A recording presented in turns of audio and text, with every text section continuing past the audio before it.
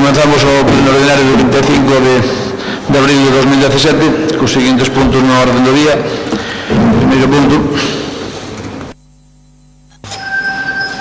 Aprobación se procede das actas das sesións extraordinaria celebrada o día 27 de marzo e ordinaria celebrada o día 28 de marzo de 2017. Non sei se hai algunha intervención ou se hai unanimidade. Unanimidade, entonces. Segundo punto. Proposta de solicitude á Xunta de Galicia da cesión da titularidade do Pazo de Deportes. Ben, neste punto non sei se queren debate. Se queren debate, pois empezamos 6 minutos o voceiro do Goberno. Moi bons días, señor presidente. Moi bons días a todos e a todas.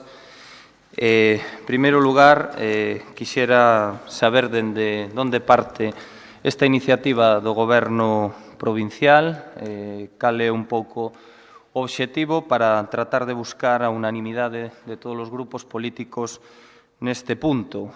Como moi ben saberán, inda que probablemente algúns casi nin nacéramos por aquel entón, no ano 90, en outubro do ano 90, se firman un convenio ca Secretaría Xeral de Deportes, por aquel entón dirixida por o que foi presidente do Deportivo da Coruña, Augusto César Lendoiro, co obxectivo de construir un pabillón deportivo, o que coñecemos hoxe como Pazo Provincial dos Deportes.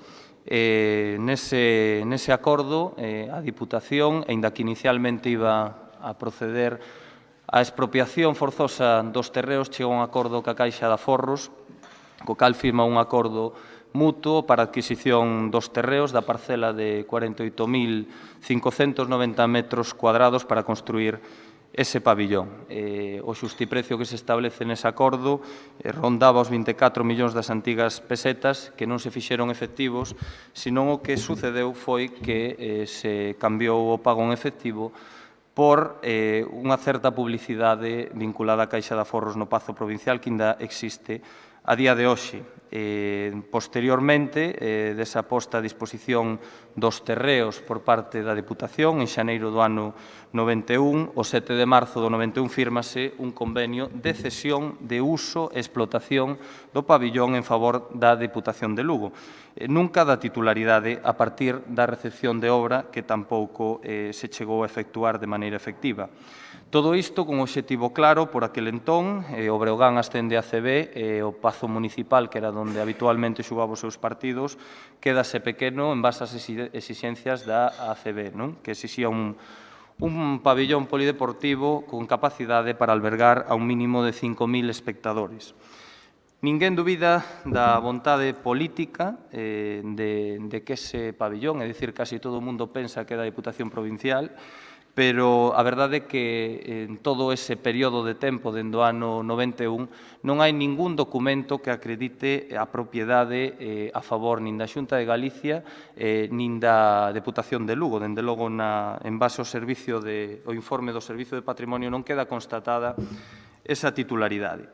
A realidade é que, como dicía, nese Servicio de Patrimonio se solicita dende a área de deportes a emisión dun informe en relación a cal é o estado actual de propiedade e titularidade do Pazo Provincial e, efectivamente, non figura a todas luces que nós sexamos os titulares dese pabillón provincial. Non existe ningún tipo de escritura pública, como tamén se constatou no rexistro da propiedade. É certo, como dicía, que o convenio do ano 91 fala e recolle a cesión de uso e explotación, pero, como dicía, non hai nada que acredite a súa titularidade.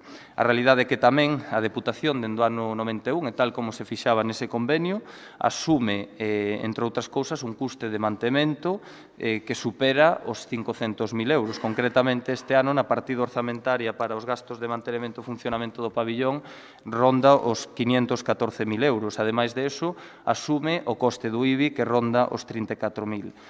Insisto, ninguén dubida desta vontade política, nin dos que estaban antes, nin probablemente dos que estamos agora, pero para que o entendan, cando alguén leva de alquiler tanto tempo asumindo tantos custes, eu creo que en base á posta en marcha do principio de lealdade institucional, neste caso para a Xunta de Galicia, creo que convén solicitarlle esa titularidade porque a nós non nos consta en ningún momento que sexamos os titulares dese edificio. En principio, nada máis. 6 minutos o vocero do Partido Popular.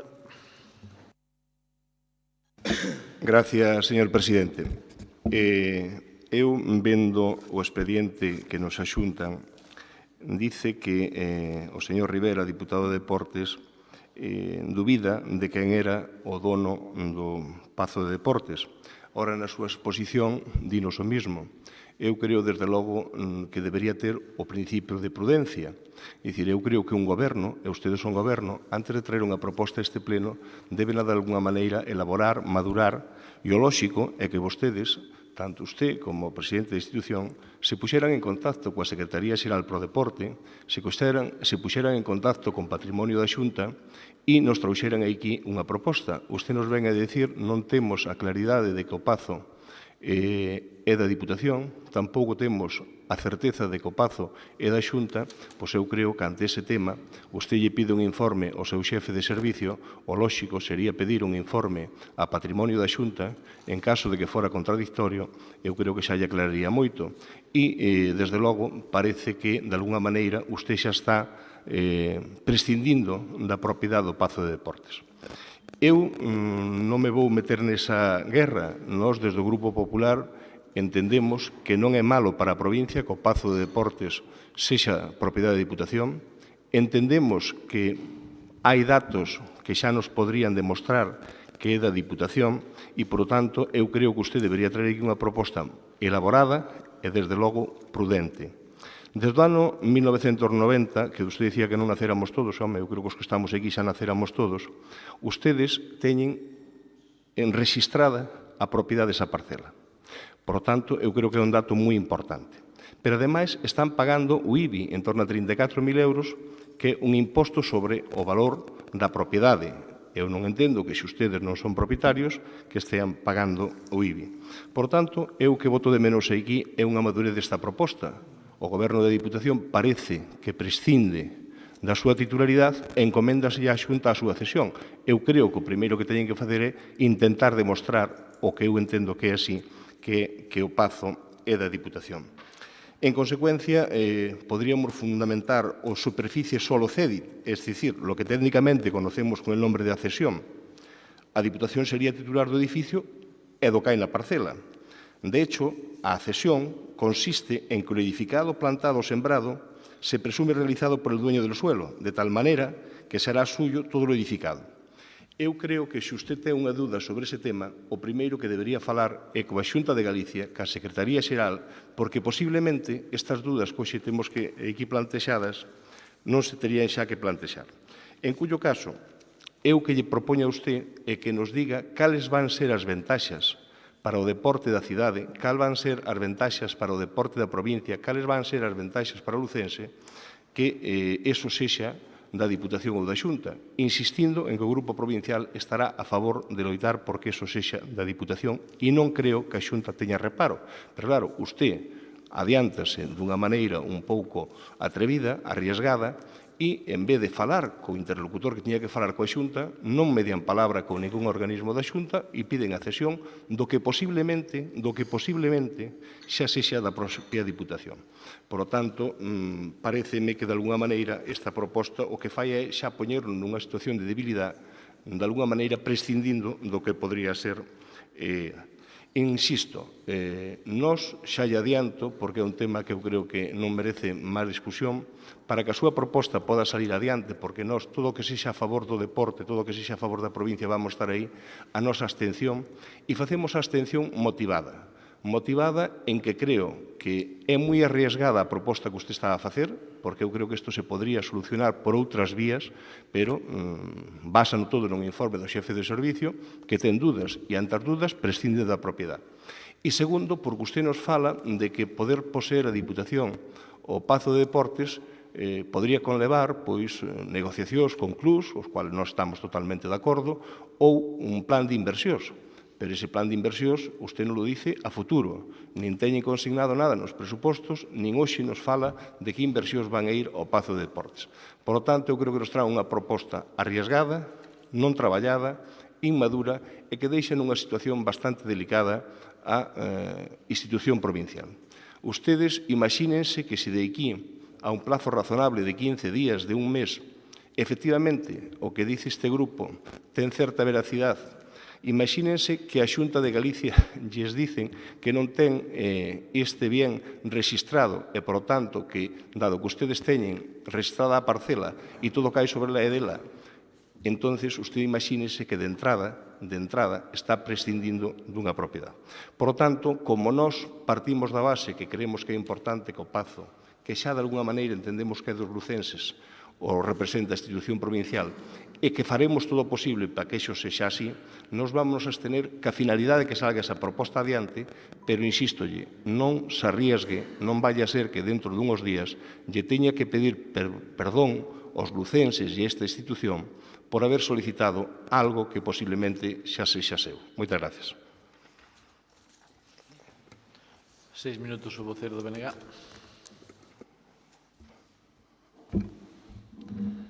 Ben, pola nosa banda, vistos tamén os informes que se puxeron sobre a mesa, o que se está pedindo aquí, entendemos que é a solicitude da cesión, como decía Pablo, como decía tamén o señor Armesto, terá que haber unha resposta por parte da Xunta. Non vamos a entrar si tuveron que poñerse de acordo as dúas administracións, de iniciar diálogo ou non. Vamos a ver, que sexa propiedade da Diputación de Lugo, que sexa de todos os lucenses, eu creo que aí coincidimos todos. É un referente para o deporte non só da capital da provincia, senón un referente para todo o deporte na provincia de Lugo e entendemos que debe seguilo sendo. Quen veu soportando este custo foi a Diputación de Lugo. Se nos retrotraemos a eses anos 90, 91, 92, sería moi difícil, sería complexo ver como se fixeron esos convenios co que era daquela Caixa Galicia, coa propia Xunta e coa propia Diputación. Eso sí, se a Diputación de Lugo quere dispoñer deste ben para un día enaxenalo, por exemplo, facer outro pabellón novo no sitio, temos que ter clara a titularidade, non? Parece ser que isto é o que está en dúbida. Hai unha opción que conteste, por un lado, que conteste a Xunta de Galicia, xa que non houbo esa conexión anterior que contesta a Xunta de Galicia, pero ao mellor nos eternizamos tamén. Pola nosa banda tamén anunciamos que queremos que este pabellón sexa propiedade da Diputación de Lugo, aínda tendo en conta que nosoutros, xa o dixemos, cando entramos nos gobernos da Diputación, non estamos pola labor de que todos os pabellóns, todos os museos, todo o que hai, o teña que facer a Diputación de Lugo. Ao mellor sería bon que este pabellón fora titularidade do Concello, pero, bueno, isto xa é un sofisma, non é o caso que nos ocupa, non? Era simplemente para marcar a nosa posición. É dicir que, nese sentido, tamén vamos a facilitar a aprobación desta proposta. 3 minutos o vocero do Goberno. Simplemente engadir que parece que de alguna maneira estamos de acordo e que eu sempre digo que a abstención non é estar de acordo, creo que é unha opción pouco valente e tamén quero dicirlle que me preocupa que vostede puña en dúbida o traballo que se fai dende unha área concreta como é a de patrimonio desta Deputación, porque creo que é un informe bastante contundente. Se a isto lle sumamos a todo o que viñen dicindo anteriormente, que a propiedade non se pode adquirir por mera prescripción, que o convenio do ano 91 nin tan siquera aparece firmado, que para proceder a escriturar o edificio do Pazo dos Deportes probablemente se exixa a declaración de obra nova segundo regula o Real Decreto Legislativo de 7/2015 ou incluso que esa escritura pública poda ser sustituída por unha certificación administrativa ou tratarse dunha relación entre ambas as dúas administracións que existe, xa que logo, unha certa inseguridade xurídica, creo que procede solicitar a Xunta de Galicia a cesión definitiva desa titularidade. O que sí me alegro, para non entrar moito no debate, é que, máis ou menos, vostede di que en 15 días, se xa o sabe, será porque xa teñen falado vostedes que a Secretaría Xeral do Deporte vai a contestar, cousa que me alegro, xalá a Xunta tuvera esa celeridade noutras cousas, pero me alegro de que vai a contestar para poder, dende esta Diputación, adoptar as medidas que se consideren oportunas. Tampouco sabemos perfectamente que o feito de pagar un imposto como o IBI ou non ter unha escritura pública non dá dereito á propiedade. É que creo que é de recibo ter a plena seguridade xurídica de que o Pazo dos Deportes poda pasar a ser de todos os lucenses, pero sobre todo esta Deputación que dende o ano 91 foi a única que se preocupou por o Pazo dos Deportes. Entón, dito isto, insisto e reitérome na miña solicitude, na miña proposta, na proposta da área de deportes, apoiada nese informe do Servicio de Patrimonio, no que procede solicitar a Xunta, dada esa inseguridade xurídica, dado que a Deputación nos interesa, despois de máis de 20 anos levando e asumindo absolutamente a xestión do Pazo Provincial dos Deportes, que finalmente pase a formar parte do inventario de bens inmobles desta institución provincial para poñelo a disposición de todos os lucenses e de todos os clubs que fagan uso dese pabillón. 3 minutos, vocero do Partido Popular. Gracias, presidente. Señor Rivera, mire, a abstención, dice usted que é unha posición pouco valente. Eu creo que é a posición máis valente e máis responsable que se pode tomar hoxe aquí. Usted, que debería defender o patrimonio desta institución, porque falamos dun pabellón que está valorado en máis de 5 millóns de euros. E, por lo tanto, se a usted lle surcen dudas, e dice usted que non o digo eu sobre a súa titularidade, o lóxico é que se puxera en contacto, primeiro, coa Xunta de Galicia, que a Secretaría Xeral para o Deporte, segundo, que se puxera con patrimonio da Xunta, e terceiro, que pedira un informe externo hacia este tema. Eu que lle estou dicindo é que usted trae aquí unha proposta que se usted tuvera cumprir co seu traballo, descolgar o teléfono, pedir unha reunión con responsables da Xunta, posiblemente xa o houbera arreglado cunha gestión administrativa sin ter que someter a este pleno a unha inseguridade que usted dice sobre o pabellón. Mire, eu non teño a plena seguridade de nada. Eu que lle digo é que todo apunta a que xa pode ser propiedade desta institución. E estou seguro que se usted fixera o seu labor e en vez de traer aquí unha moción con sesgos políticos, usted fixera esa gestión, seguro que hoxe este tema estaba resolto. Usted dice se eu xa sei que lle van contestar en 15 días. Mire, eu non sei se van contestar en 15 días, en 2 días ou un mes, porque a día de hoxe non lle teñen a que contestar. A día de hoxe usted non formulou ninguna pregunta. A día de hoxe usted non se puxo en contacto con eles. Entonces, home, mire, eu vou dicir unha cousa. Non creo que a Diputación teña tanto patrimonio deportivo como para poder prescindir del.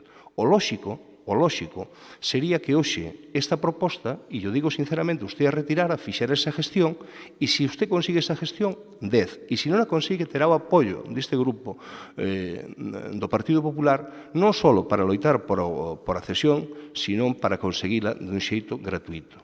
Pero, insisto, non prescinda de entrada da titularidade do que posiblemente xa sexa desta institución e de todos os lucenses.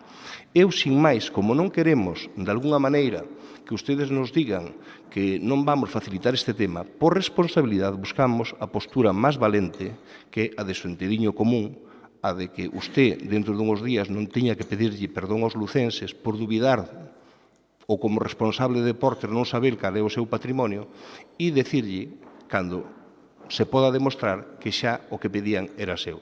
Simplemente con esa responsabilidade manifestamos a nosa abstención, non porque non desexemos que o Pazo sexa da Diputación e de todos os lucenses, que sí que o desexamos. Simplemente adianto unha abstención para que ustedes podan sacar a súa proposta adiante e unha, de alguna maneira, responsable en defensa do patrimonio da institución. Moitas gracias. 3 minutos, o vocero do BNG. Nada, para ratificarnos no que dixamos xa na primeira intervención, que imos absternos para que esta proposta saia adiante. Para rematar, un minuto, o vocero do Goberno. Bueno, simplemente engadir que, a diferencia do que fan vostedes, eu confío plenamente nos funcionarios do Servicio de Patrimonio. En base á pregunta formulada por a área de deportes, a este servizo está claro que a titularidade non está de todo claro que sexa nosa. E como tal, precisamente o que estou facendo hoxe é dirixirme en base a ese principio de lealtade institucional, como lle adiantaba na primeira parte desta intervención, a Xunta de Galicia. Creo que é de recibo facelo. Ademais, cando se adoptan este tipo de decisións, debería de saber que o presidente desta institución, cando o valor do ben que pretende ceder supera o 10% dos recursos ordinarios do orzamento, un importe de 3 millóns de euros, como moi ben sabe, e moi ben dixo, o valor catastral do Pazo de Suporte supera os 5 millóns, ha de someterse a pleno esta petición. Entón, eu creo que a actuación deste goberno dende a área de deportes é a máis prudente que se pode facer. Eu non lle vexo ningún problema. Eu non estou renunciando á titularidade, eu todo o contrario, eu estou reclamando a titularidade, que é diferente. É moi diferente do que vostede está planteando. Pero, bueno, xa que vexo que, inda que sea a través dunha abstención, a vontade do Partido Popular e do Bloque Nacionalista Galego de apoiar esta moción, pois me conformo co seu apoio, inda que sea a través dunha abstención, para tratar de sacar algo adiante que eu creo que lle pertence a todos os lucenses e, dende logo, despois de máis de 20 e pico anos, lle pertence a esta institución provincial. E se fai con ese ánimo, con ningún ánimo político, máis aló de reclamar algo que creo que lle pertence a esta institución e que debería, sin lugar a dúbidas, estar inscrito no Rexistro de Bens Inmobles, que por unhas cousas ou por outras non figura na actualidade. Ben, unha vez debatida, pasamos á votación. Votos a favor da proposta? Abstencións? Votos en contra? Queda aprobada a proposta. Terceiro punto.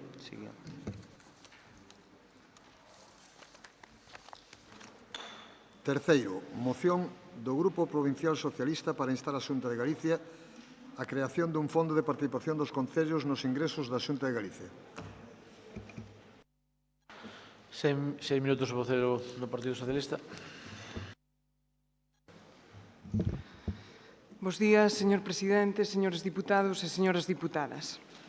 Para iniciar o debate sobre esta moción, quero explicar, en primeiro lugar, cal é a política de actuación que defendemos dende o Partido Socialista e que, por suposto, practicamos co exemplo nas institucións nas que gobernamos. No PSOE defendemos que a política é un instrumento de participación cidadá na xestión do público e que, polo tanto, as persoas que somos elixidas de xeito directo ou indirecto para ocupar cargos institucionais o facemos única e exclusivamente para representar aos cidadáns. Polo tanto, baixo esta premisa, entendemos que a obriga dos 25 diputados desta corporación provincial é defender os intereses dos lucenses na xestión dos recursos públicos desta Diputación e das restantes administracións no país. Temos a obriga de garantir que os fondos públicos de todos e cada un dos cidadáns cos que contan as institucións cheguen por igual aos veciños, vivan onde vivan e goberne quen goberne. Cuestións que algún grupo político, como demostrarei a continuación con datos oficiais e públicos, obvia. Como dixen ao principio, defendemos e practicamos co exemplo a nosa política de actuación nas institucións nas que gobernamos. Este Goberno fixo o ano pasado con máis de 11 millóns de euros que achegamos aos 67 concellos da provincia de xeito totalmente obxectivo e equitativo para garantir que os seus beneficiados fosen os máis de 300.000 veciños da nosa provincia. E tamén o fixemos con outras iniciativas de máis de 8 millóns de euros que puxemos en marcha en réxime de concorrencia competitiva para que puidesen acceder ás mesmas todos e cada un dos lucenses. Este ano, o mellor exemplo desta política de actuación xusta e transparente que defendemos e aplicamos dende esta corporación é o Plan Único, a través do que garantimos que os máis de 300.000 lucenses conten con novos investimentos, servicios sociais ou plans de emprego. Pois dende a Diputación achegamos aos 67 concellos un total de 20 millóns de euros de xeito obxectivo e equitativo. O Partido Socialista aplica esta política de actuación alí onde goberna. As 3 diputacións galegas presididas polo Partido Socialista temos plans únicos. A única que non o ten é a de Ourense, gobernada polo Partido Popular. Decía anteriormente que os 25 diputados desta corporación temos a obriga de defender os intereses dos lucenses na xestión dos recursos públicos cos que contan as administracións deste país para que se beneficien e atendan as necesidades de todos e cada un dos nosos veciños. Así o facemos dende este Goberno na Diputación e así tamén o exiximos que fagan os gobernos das restantes institucións deste país. Por iso presentamos esta moción ao Pleno.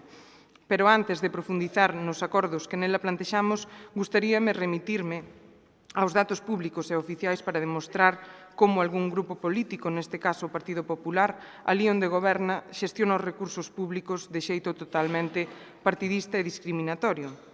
E chega con acudir ao DOGA ou mesmo á páxina web da Xunta e consultar os convenios firmados con administracións locais. En mes e medio e a poucos días das eleccións autonómicas firmáronse convenios con 25 concellos da provincia de Lugo, dos cales 23 están gobernados polo Partido Popular. Convenios entre a Axencia Galega de Infraestructuras e 4 concellos gobernados polo Partido Popular por importe de máis de 1 millón de euros. Convenios entre a Consellería do Medio Rural para a realización de obras de infraestructura rural con 6 concellos gobernados polo Partido Popular por un importe de máis de 290.000 euros. Convenios entre Augas de Galicia e 10 concellos, dos cales 8 están gobernados polo Partido Popular, e neste caso a Xunta de Galicia repartiu casi 9 millóns de euros a concellos exclusivamente gobernados polo Partido Popular. Convenios entre a Secretaría Xeral do Deporte e 5 concellos gobernados polo Partido Popular por importe de 35.995 euros. É dicir, en mes e medio e a poucos días das eleccións autonómicas, o PP na Xunta de Galicia investiu arbitrariamente máis de 10 millóns de euros en 23 concellos lucenses gobernados polo Partido Popular. Outro tanto como distribuímos con criterios obxectivos dende a Diputación. Por non falar tamén do reparto que fixeron vostedes mentres estiveron nesta corporación. Debe ser estrategia política do Partido Popular que en calquera dos dous casos había eleccións polo medio, pero si cabe peor cando se debaten cuestións orgánicas. Pero ese reparto discrecional non acaba aquí. Tamén o vimos co último presupuesto xeral do Estado, ademais do nulo compromiso do Partido Popular coa provincia de Lugo. Só un concello dos 67 que hai na provincia recibe investimento, Mondoñedo. Mais alá dos 200.000 euros, para este municipio non hai nada. Por iso, con esta moción exiximos cambios na política de actuación do Partido Popular, comenzando pola que aplican na Xunta. A toda agora, a participación dos concellos nos ingresos da comunidade autónoma depende directamente da recaudación líquida. No ano 2017, establécese que o porcentaxe de participación nos concellos nos capítulos 1, 2 e 3 dos ingresos da Administración Xeral Autonómica é do 2,49%. Así mesmo, establece que o monto total dos créditos que se asignan ás corporacións locais derivado da súa participación no Fondo de Cooperación Local, así como convenios e subvencións que recibimos os concellos, é de 328 millóns de euros, dos cales menos do 40% son distribuídos a través do Fondo de Cooperación Local e o 60% se destina a convenios, maioritariamente, como citei anteriormente, gobernados polo Partido Popular, e subvencións, algunhas delas valoradas segundo a orde de entrada no Rexistro Xeral da Xunta. Que casualidade que se agota o crédito ao terceiro día de publicarse a orde, como sucedeu o ano pasado co Plan Urbe. Pero, dito isto, o que nos trae hoxe aquí é solicitarlle á Xunta de Galicia que a participación nos ingresos da comunidade autónoma dos concellos galegos sexa regulada mediante unha lei autonómica específica e consensuada coa FEGAN. Establecer unha porcentaxe fixa de dita participación, tendendo ao mesmo tempo a incrementar a porcentaxe das partidas non finalistas dentro do capítulo de transferencias totais da Xunta de Galicia con destino ás administracións locais, integrando no Fondo de Cooperación Local tamén aquelas subvencións que ano a ano vimos recibindo coa conseguinte modificación da porcentaxe de participación, mantendo a cuantía mínima a do ano anterior, xa que a toda agora o establecido é o recibido como mínimo no ano 2011. En todo caso, a relación de gastos se viu incrementada nos concellos. E, así mesmo, pois, que se teñan en conta aspectos demográficos e territoriais que inciden no custo da prestación dos servicios e redefinir o criterio de esforzo fiscal, xa que a día de hoxe, máis que o esforzo fiscal, o que se prima é a capacidade económica dos concellos, ao tempo que solicitamos un incremento mínimo do Fondo de Cooperación Local de aquí ao 2021 de ata o 3,53%.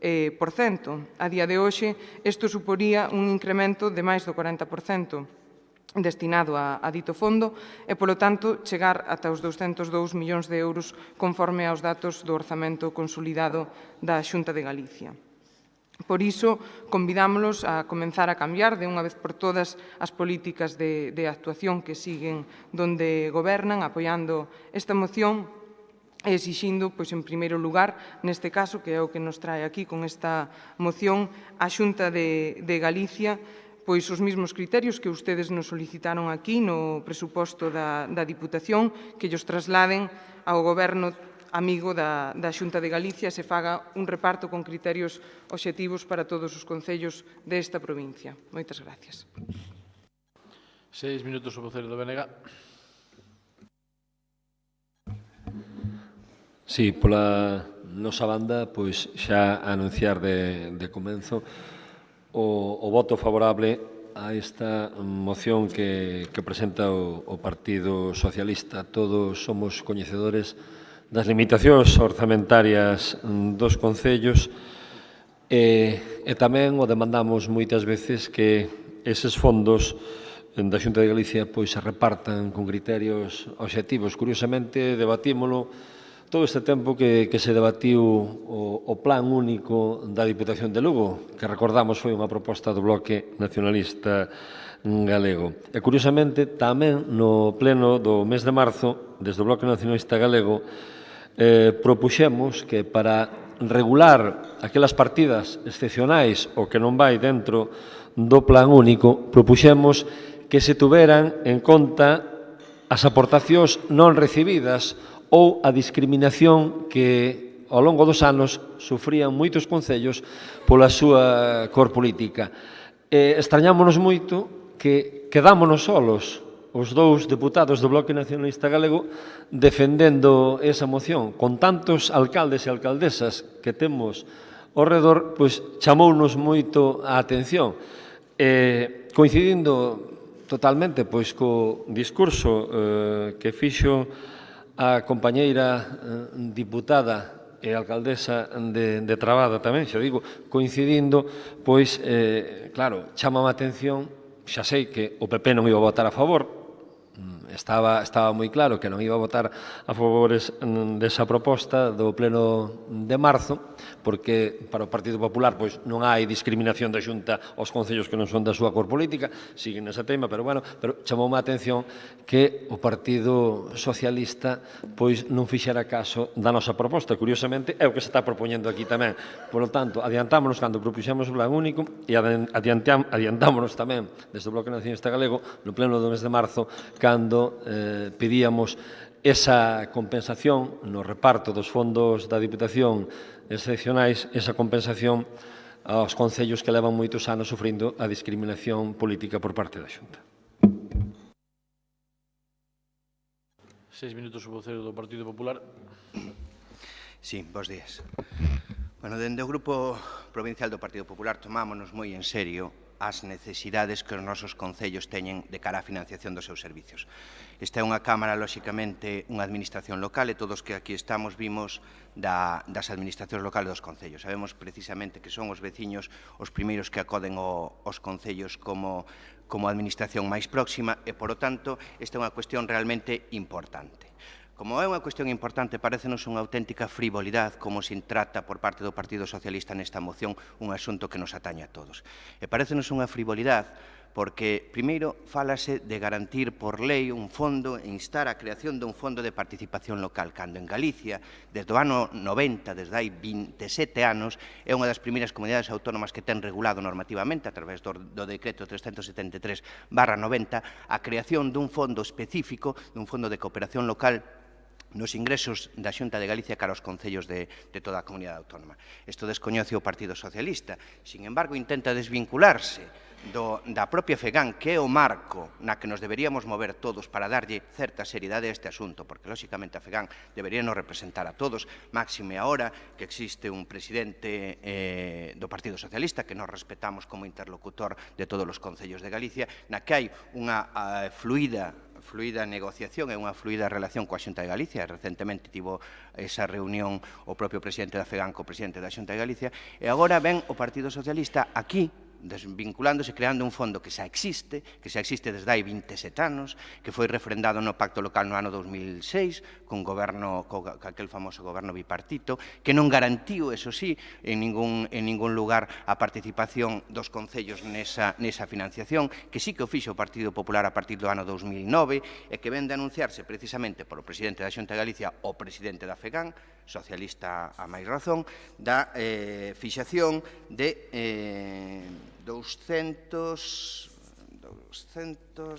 120 millóns de euros para o ano que ven de participación. É dicir, están pedindo crear un fondo que xa existe, descoñecen a realidade dos nosos concellos e intentan traernos aquí unha moción en clave partidista, en clave de pouco recorrido e, lóxicamente, simplemente para lucirse durante 2 minutos. Absolutamente deleznable, se o que realmente nos importa é a financiación dos nosos concellos. Pero é que máis? Encima, para xustificala, xustifican a gran xestión e o gran exemplo do Partido Socialista e o plan único. Bueno, claro, xustifican a xestión do Partido Socialista na Deputación de Lugo, cando xa no 2010 se requería e se denunciaba que o Partido Socialista, co señor Besteiro de presidente, repartía o 85% dos fondos en obras de cooperación dentro dos seus concellos socialistas, deixando a maioría dos concellos, que naquele momento eran do Partido Popular, sin ningún tipo de financiación. Por iso, creo que o besteirismo é a forma e o exemplo máis claro da arbitrariedade no funcionamento dunha deputación e da asignación aos concellos. Creo que así pasará a historia, e de feito non só eso, senón que agora presumen do plan único. Presumen do plan único os que despois de 9 anos gobernando non foron capaces de crealo, que agora sí, porque simplemente non teñen maioría suficiente para aprobar uns orzamentos na deputación. Esa é a triste realidade dunha moción absolutamente partidista, carente de rigor, e sin ningún tipo de argumentación que poda ser defendible. Polo tanto, vamos a votar, lóxicamente, en contra dunha moción que se desvincula da línea que marca FEGAN, que sí respetamos, na que sí que están todos os concellos de Galicia, con independencia dos partidos que gobernan en cada concello, e que sí que lle debemos atribuir, porque, lóxicamente, esta deputación tamén pertenece a FEGAN, sí lle debemos atribuir esa posición de interlocutora en mellorar algo que sabemos e somos conscientes, que os concellos de Galicia, como os concellos de España, necesitan unha financiación. Cos nosos concellos é o primeiro lugar ao que acuden os nosos veciños e que, lóxicamente, deben ter garantida unha financiación que otorgue a eses servicios municipais que son os máis importantes un mínimo de seriedade. Por lo tanto, desvinculámonos deste tipo de mocións absolutamente, en clave partidista, faltando a realidade, faltando ao rigor e sin ningún tipo de fundamento nin futuro. 3 minutos o vocero do Goberno. Vostedes decían que estaba regulada a través de unha lei autonómica. Como saben, pois regúlase ano a ano tamén a través da lei do Orzamento Xeral da Comunidade Autónoma. E non é que nós poñamos de manifesto a xestión que estamos a facer dende a Diputación de Lugo, senón que, como dixen antes, pois aquelas diputacións presididas por presidentes socialistas son os que impulsaron estes plans únicos, a diferencia da Diputación de Ourense, que está presidida por un compañeiro seu do Partido Popular. Pero, como sempre, pois, como decía tamén o compañeiro do BNG, vostedes falan do que lles convén e obvian tamén o que lles parece. Sabemos todos perfectamente que o Partido Popular, en certa medida, pois ataca o municipalismo porque só pensa en fusionar concellos e en eliminar competencias, e, de feito, deste Fondo de Cooperación Local sabe perfectamente que parte deses recursos pois tamén van para ese fondo adicional que é destinado precisamente para aqueles concellos que se fusionen. Pero, ademais, vemos como Feijóo esta semana pois nos solicitaba e instaba aos concellos a que reducísemos os nosos impostos para atraer inversións nos nosos concellos, o que responde a un acto de absoluto cinismo, pois quen determina os impostos que son máis gravosos e máis sangrantes para os nosos veciños é precisamente o Partido Popular dende o Goberno central. Véxase os efectos que ten para os nosos veciños o tan coñecido catastrazo, que ademais foi impulsado polo Goberno do Partido Popular. Eu creo que deberían explicarlles aos nosos veciños si a imaginación que vostedes aplican para sair da recesión pois é a subida de impostos aos nosos veciños, que esa é a forma de como o Partido Popular pois apoia aos nosos veciños e aos nosos sectores productivos, ao tempo que, como falaremos na próxima moción, pois nos impide aos concellos utilizar os nosos escasos recursos para mellorar a calidade de vida dos nosos veciños. O que queremos e pedimos é que xa que os nosos veciños o están pasando mal, que xa que o sector primario está pasando mal, que a Xunta nos dé máis ingresos aos concellos para atender as demandas dos nosos veciños sin incrementar a súa carga impositiva. E os seus alcaldes tamén o piden, porque, como se pon de manifesto na moción que presentamos hoxe aquí, pois a Comisión Executiva da FEGAN aprobou por unanimidade dos grupos políticos un documento cas demandas de financiamento, que de feito pois son as que aparecen na terceira folla desta moción, o apartado C, participación nos ingresos da comunidade autónoma, entre os artículos 23 e 31 de esta moción. Vostedes, desde logo, poden darnos os datos que queiran, pero a realidade é que do monto total dos recursos económicos que a Xunta destina ao Concello, soamente o 40% está incluído neste fondo de cooperación local, no cal se lle retrae pois un porcentaxe tamén para eses concellos que se fusionen, e o resto, o 60% do financiamento que chega a Xunta aos concellos, pois se reparte, como dixen, pois ou ben a través de convenios, subvencións, algunhas delas en concorrencia competitiva, pero outras por orden de rexistro de entrada, co cal pois tampouco non me parece que non sexa razonable o que estamos a pedir hoxe aquí dende o Partido Socialista, porque non hai tanta diferencia entre o que vostedes pediron nesta Diputación Provincial precisamente para aprobar o orzamento desta anualidade. Nada máis e moitas gracias. 3 minutos o vocero de BNG. A nós xa nos parecía que o Partido Popular que iba votar en contra, porque o Partido Popular, cando non goberna nunha institución, sí que se apliquen criterios obxectivos. Cando o Partido Popular nas súas institucións, pois xa vemos o que fai, non? Xa se botan para atrás. Curiosamente, hai un acordo da FEGAN, como dixo o señor García, que ali estuvo representado o Partido Popular, unha postura unánime que recolle prácticamente todo o que se está plantexando nesta moción. Ou seja, vostedes como aquel, temos uns principios, pero se non lles gustan, temos outros tamén, non? Ou falar da feira según lles vai nela, tamén. É moi típico no Partido Popular. Xa digo, non me sorprende que o Partido Popular non apoie esta moción que presenta o Partido Socialista e que nace dun consenso da Comisión Executiva da FEGAN, onde estamos representados todos os grupos políticos que estamos aquí. Bueno, pois queda bastante claro quen é a postura de quen, como dixen xa na primeira intervención, e volvo a recalcar cal foi a nosa postura nesta Diputación co plan único e cal foi a postura no pleno de marzo, cando propuxemos nesa moción que a parte excepcional, que non está dentro do plan único, pois fora repartida con os criterios que os principales tiñan que ser ter sido discriminados polo gobernos da Xunta ou do Estado en anos anteriores. Aquí presúmese moito de municipalismo, moitas veces, pero a hora da verdade vemos quen aplica esa defensa do municipalismo dos concellos, non do municipalismo en sí, senón dos concellos, e quedou claro cal foi a aposta do BNG e queda claro cal é a aposta do BNG, que é repartir os cartos nos concellos con criterios obxectivos como propuxemos no Plan Único da Diputación. Mágoa que non fixera o mismo o Partido Popular, que non faiga o mismo desta Xunta de Galicia. 3 minutos o vocero do Partido Popular. Sí, bueno, primeiro dous apuntes moi básicos, que se fala da fusión dos concellos. En Galicia a fusión municipal é voluntaria.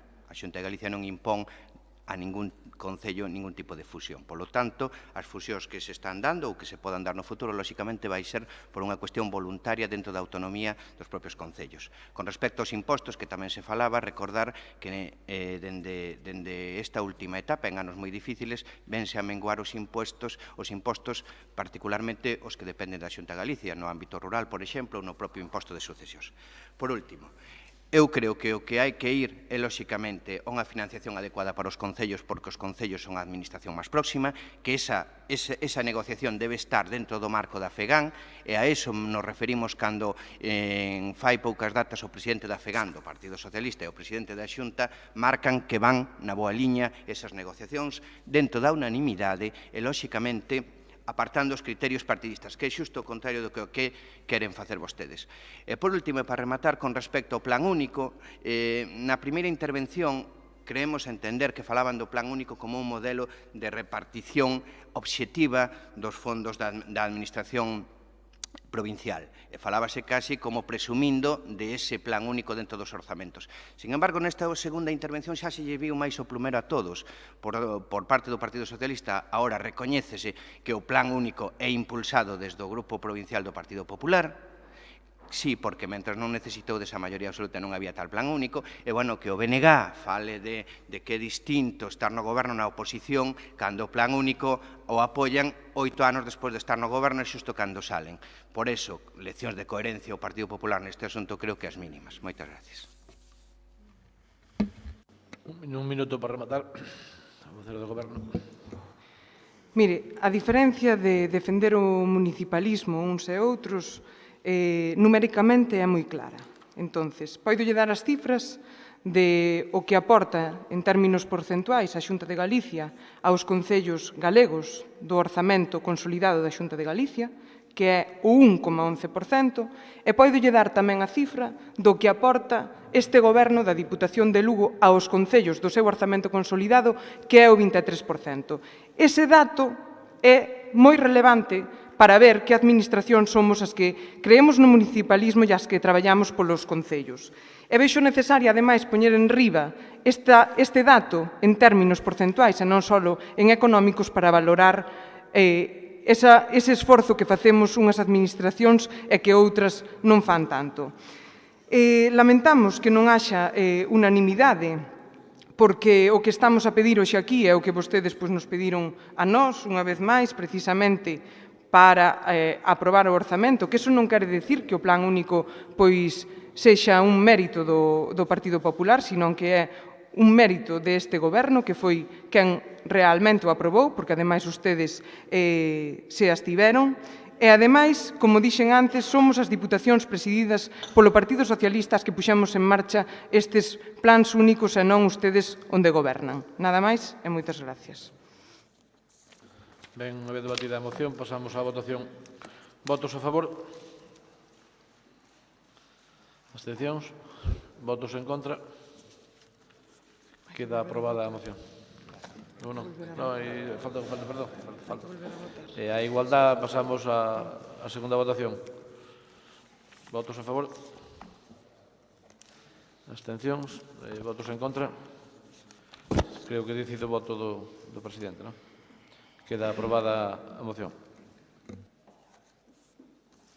Cuarto punto.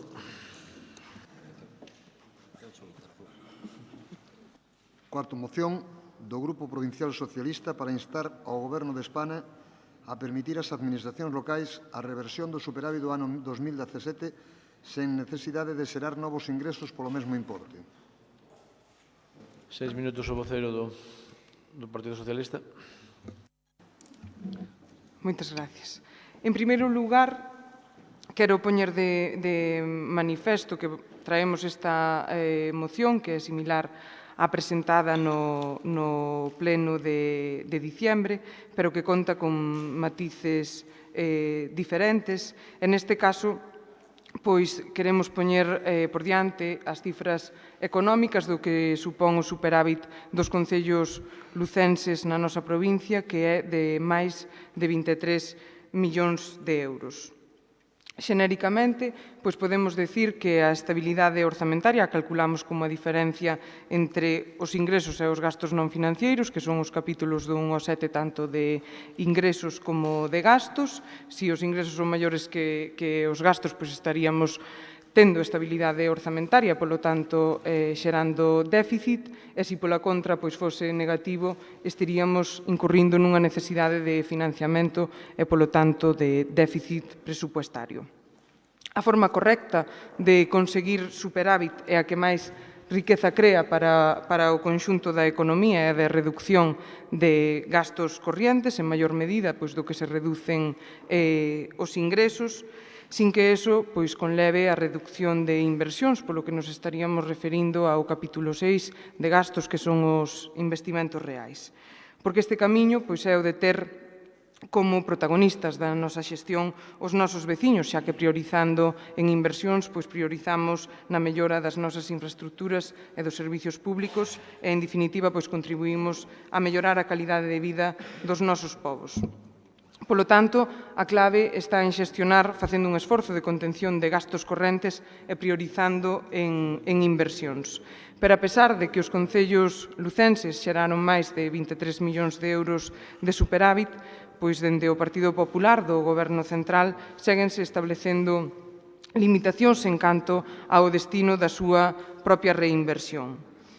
É que, pois, como saben, coa Lei Orgánica 9/2013 de control da débeda comercial do sector público establece no seu artigo 32 a limitación aos concellos, especialmente a aqueles que non teñen débeda, pois establece que a reinversión, en primeiro lugar, se destinaría para amortizar a deuda e, se queda superávit, pois se poderá destinar a inversións financieramente sostenibles. Pero este ano, pois, ao non estar aprobado aínda o presupuesto xeral do Estado, pois estas reinversións non están permitidas porque non se prorrogou a aplicación deste artigo.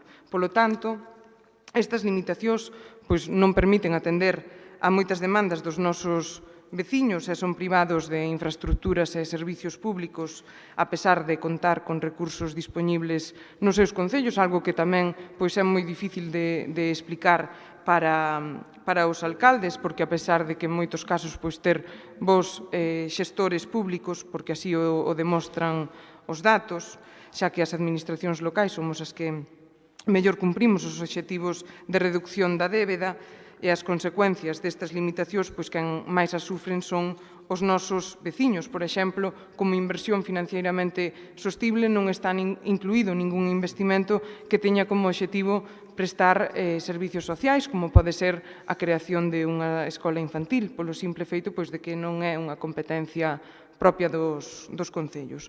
Pero sí se pode destinar, sin embargo, pois, a mellora de parques ou xardíns, cando eu creo que todos pois os que estamos aquí estamos de acordo en que as infraestructuras xunto cos servicios públicos de calidade son fundamentais para contribuir a fixar poboación no rural, unha característica común á inmensa maioría dos concellos de esta provincia.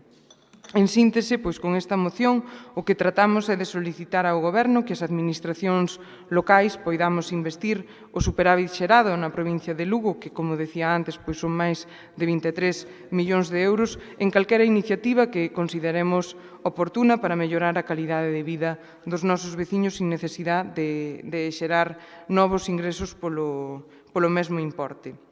Esta tamén é unha reivindicación que veñen facendo todas as federacións de municipios regionais e tamén a Federación Española de Municipios e Provincias, que adoptou un acordo neste sentido por unanimidade. En definitiva, pois, o que pretendemos con esta medida é que todas aquelas administracións locais que neste momento xeraron superávit teñan a mesma posibilidade que aqueles concellos que teñen deuda e que o poidan gastar, porque non parece lóxico que unha corporación que xera superáveis constantes non poida gastar ese diñeiro. Polo tanto, invito, tendo en conta a unanimidade que houbo no pleno de diciembre desta corporación, a que hoxe tamén haxa esa unanimidade para poder reinvertir estes máis de 23 millóns de euros de superávit xerados polos concellos en calquera iniciativa que consideremos oportuna para mellorar a calidade de vida dos nosos veciños. Moitas gracias. Gracias. Ten a palabra o portavoz do Grupo Popular. Bos días. Bueno, non me vou estender moito porque esta moción, como se dixo, debateuse no mes de decembro, recentemente, prácticamente o mesmo, máis que similar, diría calcada, con algún pequeno matiz, tan calcada que, de feito, na exposición de motivos, que, como dixen no seu momento, sigue poñendo Lei 2/2017 cando é 2/2012, como xa se advertiu naquel momento que se cambiara, pois sigue se reproducindo o mesmo erro, o sea que clavada a moción daquel momento, non? Entón, bueno, naquel momento xa manifestamos o noso apoio, así o reiteramos, creemos que é algo a favor dos concellos, reiterar o que se comentou naquel momento, que a lei de racionalización xurdiu nun momento onde os concellos, todas as administracións en xeral, estaban con un nivel de endeudamento moi elevado, pero precisamente os concellos pequenos, sobre todo os pequenos, son os que máis cumplen. E agora mesmo presentan moitos deles un elevado grado de superávit. E que precisamente a reinversión dese superávit sería incluso positivo para a economía, para a creación de riqueza e para a creación de emprego, creo que é o máis importante agora para o noso país. Co cal, pois, manifesto o noso apoio á moción. Nada máis, moitas gracias.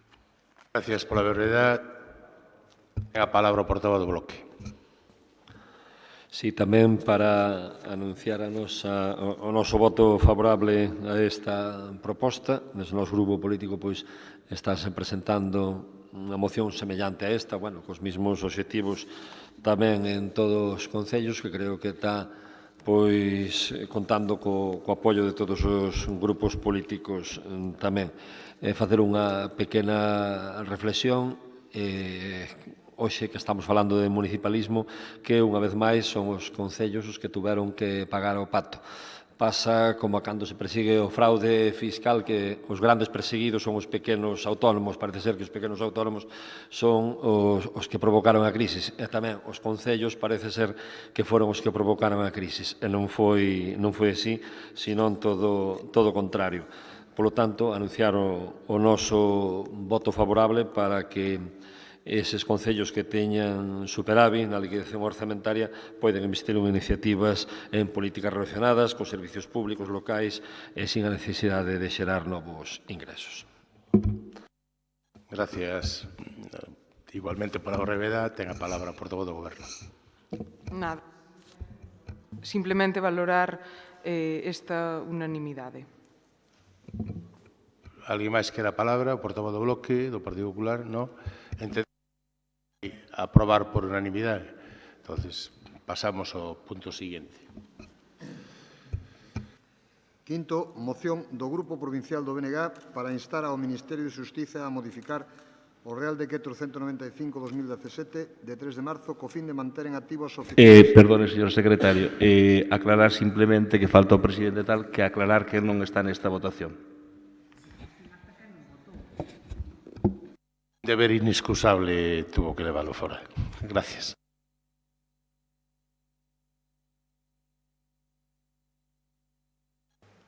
Repito, quinto, moción do Grupo Provincial do BNG para instar ao Ministerio de Xustiza a modificar o Real Decreto 195/2017 de 3 de marzo co fin de manter en activo as oficinas do Rexistro da Propiedade en Quiroga, Becerreá e a Fonsagrada.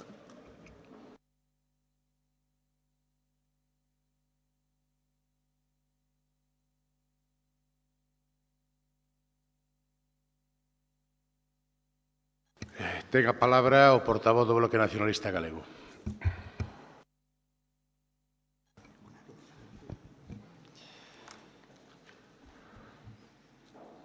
Ben, pois esta moción que presentamos, como dice no título, é para instar ao Ministerio de Xustiza a modificación do Real Decreto 195/2017 co fin de que se manteñan activo as oficinas do Rexistro da Propiedade en Quiroga, Becerreá e Fonsagrada. Bueno, este decreto que saliu publicado o pasado 4 de marzo contempla, entre outras cousas, que aqueles rexistros con menos de 1.000 documentos ao ano, segundo a media anual no período 2009-2015, en situación de interinidade agruparánse cos rexistros matrices dos que procedan ou con aqueles que territorialmente se encontren vinculados, sendo colindantes os respectivos distritos hipotecarios ou que por razóns de servicio público determinen.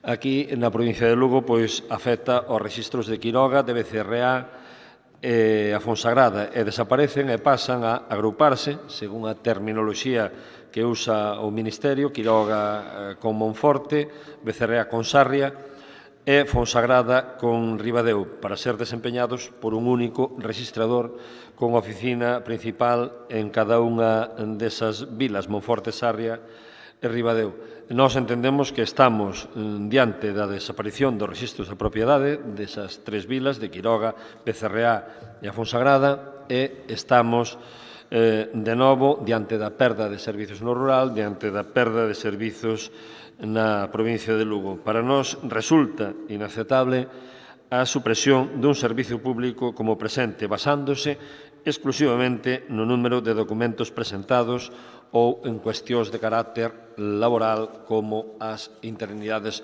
prolongadas na titularidade das prazas.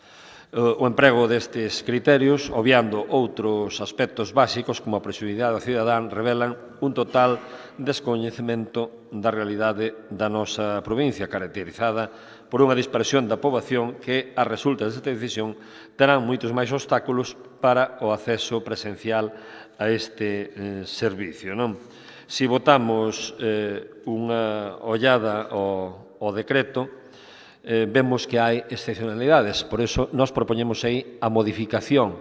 Propoñemos a modificación do anexo 3, no referido á Comunidade Autónoma de Galicia, na páxina 15.398 do BOE, na sección 1 e nos puntos 26, 27 e 28, donde se refire á provincia de Lugo. E digo que hai excepcionalidades porque, por exemplo, este problema non existe en Cataluña. O propio decreto xa exceptúa a Comunidade Autónoma de Cataluña que, en virtude dunha lei orgánica do ano 2006, dándolle máis competencias ao Executivo Autonómico de Cataluña, serán os cataláns, serán a Administración catalana quen vai decidir cales se agrupan ou cales non se agrupan, cousa totalmente lóxica que unha comunidade autónoma seipa moito mellor que a quen goberna en Madrid cales deben agruparse ou cales deben non agruparse ou cales deben suprimirse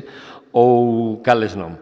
Desde logo que estamos a anos luz da Administración catalana, estamos a anos luz dos gobernos catalás, foran do color que foran, porque en Cataluña xa houve gobernos, creo que de todas as cores políticas, de todas menos do PP, me parece. Poño como un simple exemplo de como nos afecta negativamente cando se legisla sin que haxa ningunha voz ali no Congreso dos Diputados que nos defenda. Xa digo, non é o caso dos catalás. Esta proposta ten unha emenda de sustitución por parte do Partido Popular que, a diferencia da nosa, que instamos ao Ministerio de Justicia a modificar ese Real Decreto, dice que, en primeiro lugar, expresar o rexeitamento a calquera medida que implica a desaparición das oficinas do rexistro, pois nós entendemos que sí, expresar o rexeitamento parécenos moi ben. Segundo punto, instar ao Ministerio de Justicia a manter en activo estas dependencias, así como clarificar o alcance da denominada agrupación funcional e manifestar tácita expresamente se continuarán abertos tres rexistros afectados na provincia de Lugo polo Real Decreto 195/2017. Desde logo que a nós tamén nos confunde eso da agrupación, non? Do mesmo xeito que poñíamos entrecomillado na moción, tamén o pon entrecomillado o Partido Popular, o de agrupación funcional. Era bon que o Ministerio de Xusticia aclarara eso, non? Desde logo que si queremos que isto nos aplique, nos entendemos que habería que modificar o decreto. Pero se de aquí vai salir unha proposta unánime aceptando, se nós aceptamos esta emenda, pois nese sentido sí que aceptaríamos a emenda, sempre cando saia unánime. Pois do outro xeito teríamos que agarrarnos á nosa proposta de modificación do decreto. 6 minutos o vocero do Partido Popular. Sí, bueno, con respecto a este tema está claro que por parte do Grupo Provincial do Partido Popular defendemos os servicios públicos no rural, máis nunha provincia como a de Lugo, que a que representamos e que lóxicamente moitas veces se ven afectada, entre comillas, pero afectada por a normativa estatal que pode ter non en conta necesariamente cuestións puntuais como pode ser a propia demografía e a propia situación da provincia de Lugo.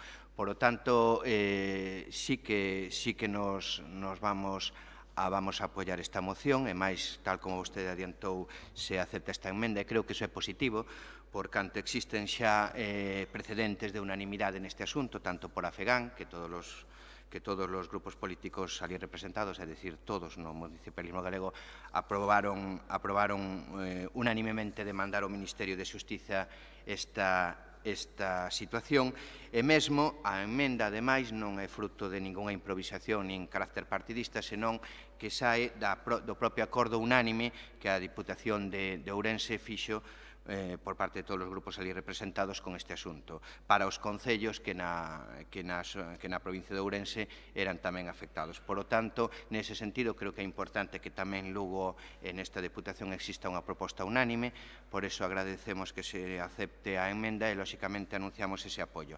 Eso sí, matizando claramente que o que se pretende aclarar coa reagrupación funcional é exactamente porque non é certo que ningunha oficina do Rexistro da Propiedade vai a pechar na provincia de Lugo como en ningún outro sitio. Si que existe unha reagrupación en canto á figura do rexistrador, entón, en todo caso, nós defendemos eses servicios neses concellos e nesas comarcas, por lo tanto, ya anunciamos ese apoio e creo que é importante esa unanimidade.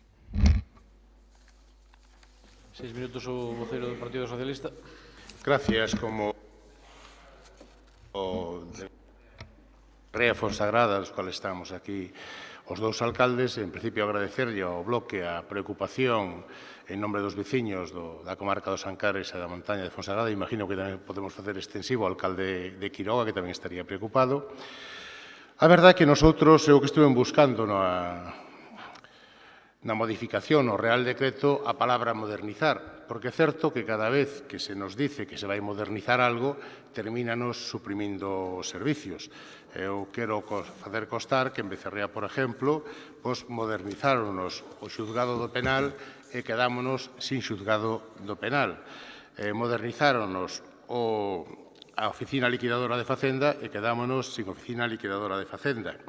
E agora, cando se fixo este Real Decreto, a preocupación foi bastante elevada, bastante grave, por parte dos alcaldes aquí presentes, dedicámonos a facer, obviamente, as gestións pertinentes antes quen tomou esta decisión, que era o Ministerio de Xusticia. Temos tamén os antecedentes do rexistro da privatización do rexistro civil, que se pasaba aos rexistros da propiedade e que se paralizou, incluso tendo maioría o Partido Popular, e que se volve a estar retomando agora e que está en negociacións, que tamén sería un tema que nos preocupa bastante, esa privatización, que se entra en vigor e se chega a un acordo do PP con outros grupos, que eu espero que non, pois o 30 de junio entraría en vigor. Dito isto, a verdade é que por parte nosa, dos alcaldes afectados do Partido Socialista, non a presentamos porque nos dirigimos como dixen antes, a quen lle correspondía, que ao Ministerio de Xusticia e, en concreto, o Director Xeral de Rexistros e Notariado, e, en principio, creemos que ese peligro non existe. Non obstante, agradecemos a moción porque creo que chama a atención sobre un suceso que está a ocorrer con outros. Sabemos que os servicios públicos e o mantenimento de servicios en zonas rurales son caros, pero tamén, como tamén dice a moción, se estamos falando de luitar contra o envellecemento, de fixar población, obviamente necesitamos os servicios, polo menos nas cabeceiras de comarca, para que a xente ao final non se termine dispersando e marchando ali onde ten servicios. A maior incongruencia aquí, e o que a mí me tranquiliza, é que cando se ve no Real Decreto que os de Fonsagrados mandan a Ribadeo, obviamente, ou alguén no Ministerio de Xusticia non ten puñetera idea de geografía, que pode pasar, pode ser un xurista extraordinario, pero non conocer a realidade, eso sería un despropósito. Menos despropósito é pasarnos os de Becerrea a Sarria, cos cuales xa temos relación. É verdade que nos falta unha carretera mellor para poder chegar máis rápido, e aí a Xunta de Galicia pode facer algo, pero tamén de ser esas consecuencias que dice o bloque, nosotros o que pediríamos, imagino como os de Fonsagrada, sería vir ao rexistro de Lugo, porque é máis lógico, máis cómodo, e a xente non se desplaza habitualmente a Sarria, pero si o fai aquí. Pero repito que eu estaba tranquilo, e estou tranquilo, non teño inconveniente en pasarlles a carta, porque por parte do Director Xeral de Rexistros e Notariado, o decreto ten fecha de 4 de marzo. A carta e a contestación ten fecha de 17 de marzo. O sea, eu creo que aquí o Ministerio de Xusticia estuvo rápido, ágil, e dícenos e comenta que é certo, polo menos na de Becerrea, eu creo que foi Sagrada tamén, que había unha interinidade permanente. O sea, eu non recordo en ningún momento un registrador titular de Becerrea. E entonces, aquí o que ocorría era que estaba sempre acumulado con outro registrador. Que ocorría antes, e agora o que se fai é darlle naturaleza de facto aquilo que viña ocurrindo habitualmente. O sea, nós nunca tuvemos un registrador titular, sempre estuvo acumulada a Sarria, co cual eso en principio non nos preocupa, porque está funcionando e o Director Xeral non lo garantiza, vamos a creer na palabra dun Director Xeral de Xusticia, de que non vai a cambiar nada. De feito, nos falamos cos representantes da oficina de Becerrea, os de Fonsagrada tamén, imagino que o alcalde de Quiroga tamén o faría, e continúa funcionando exactamente igual. É certo que esta pode ser un primer paso para despois xustificar outras, porque tamén, sobre todo nas zonas nosas de montaña, con envellecemento e con unha población dispersa, pois utilizar o número de documentos ou utilizar o número de habitantes son argumentos, eu creo, que non vou dicir peregrinos, pero, bueno, que constatan un abandono desas zonas, que si vamos ao que se publica, ao que se dice políticamente e ao que anunciamos todos os grupos, pois é un dos principales problemas que temos neste país. É verdad que falamos todos, ponderamos todos, pero accións concretas contra iso non se fan. Nosotros necesitamos servicios porque a industria obviamente non a vamos a ter, e somos zona de red natura con grandes dificultades, e os poucos servicios que temos do Estado non os quitan, pois obviamente estamos condenados á desaparición e ostracismo. A min, vou ler palabras textuales porque repito que é o que me dice él. Se trata dun cambio meramente funcional de funcionamento interno da oficina, pero en ningún caso con efectos externos o que pudieran afectar a los usuarios. Mantendrá el archivo histórico, los usuarios podrán seguir realizando presentaciones y retirada de toda clase de documentos, obtener publicidad formal y todas las demás operaciones propias de las oficinas de un registro, para lo cual estará telemáticamente conectada. Esto tamén é certo, pero tamén necesitamos na zona rural a mellora da red wifi, o sea, do que é internet, para que todos os ciudadanos podan acceder a este tipo de actuacións. E termina, evitando así al ciudadano traslados innecesarios entre las distintas oficinas para resolver cuestiones registrales que afecten al territorio situado en el otro edificio. Entonces, dice, ofrece mayor estabilidad para ser desempeñado por un mismo registrador durante un periodo razonable de tiempo con mantenimiento de ambas oficinas. A argumentación, eu podo chegar, eu creo que é razonable, vamos a creer no que dice o Ministerio de Xusticia, no obstante, repito, como alcalde fetao e con un número de veciños importantes afectados tamén, vou atender a esta proposta e a esta carta, que para min é un documento oficial, que imagino que valdrá para todos, e, independientemente que aprobemos por unanimidade, para trasladar esta preocupación pola supresión de servicios, e o agradecer tanto ao Ministerio a rápida a contestación como bloque a súa preocupación. Nada máis e moitas gracias. 3 minutos o voceiro de BNG ou pasamos a votación, como queira. Sí, simplemente para puntualizar aí dúas cousas.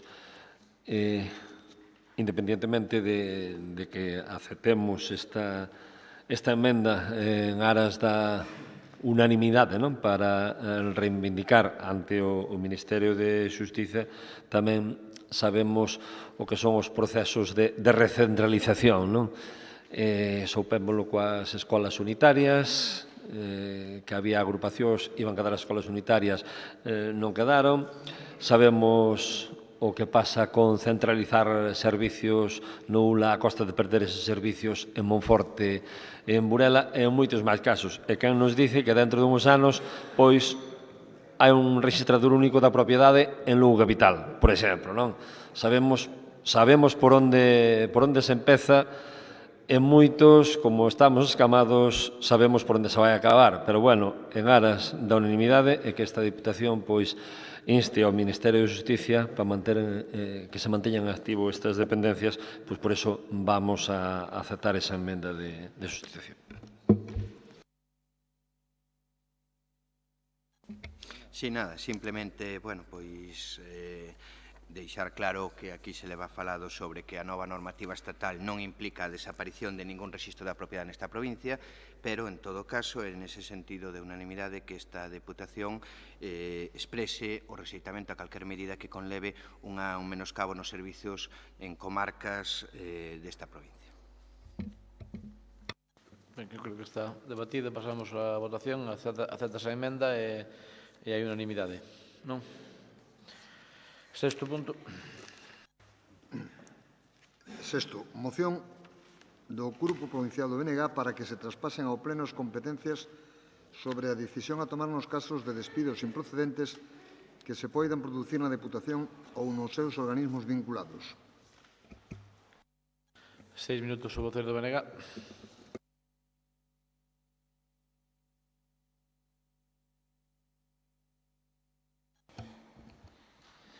Imos ver. Eu creo que, bueno, bons días a todos e a todas, que ainda é a primeira vez que me toca intervir.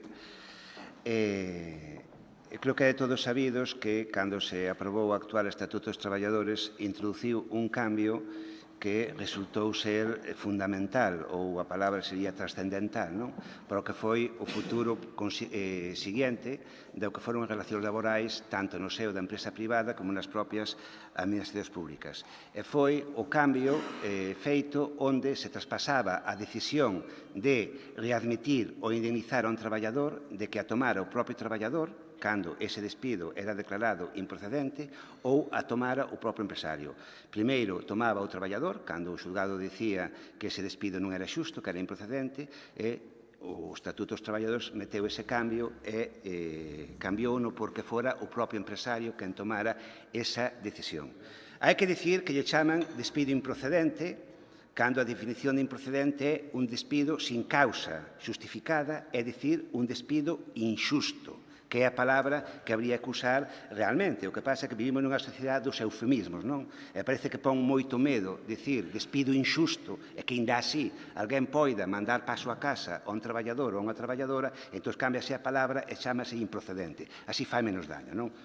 Imputado ou investigado. Ven sendo a mesma historia, unha suspensión temporal da convivencia conyugal, non?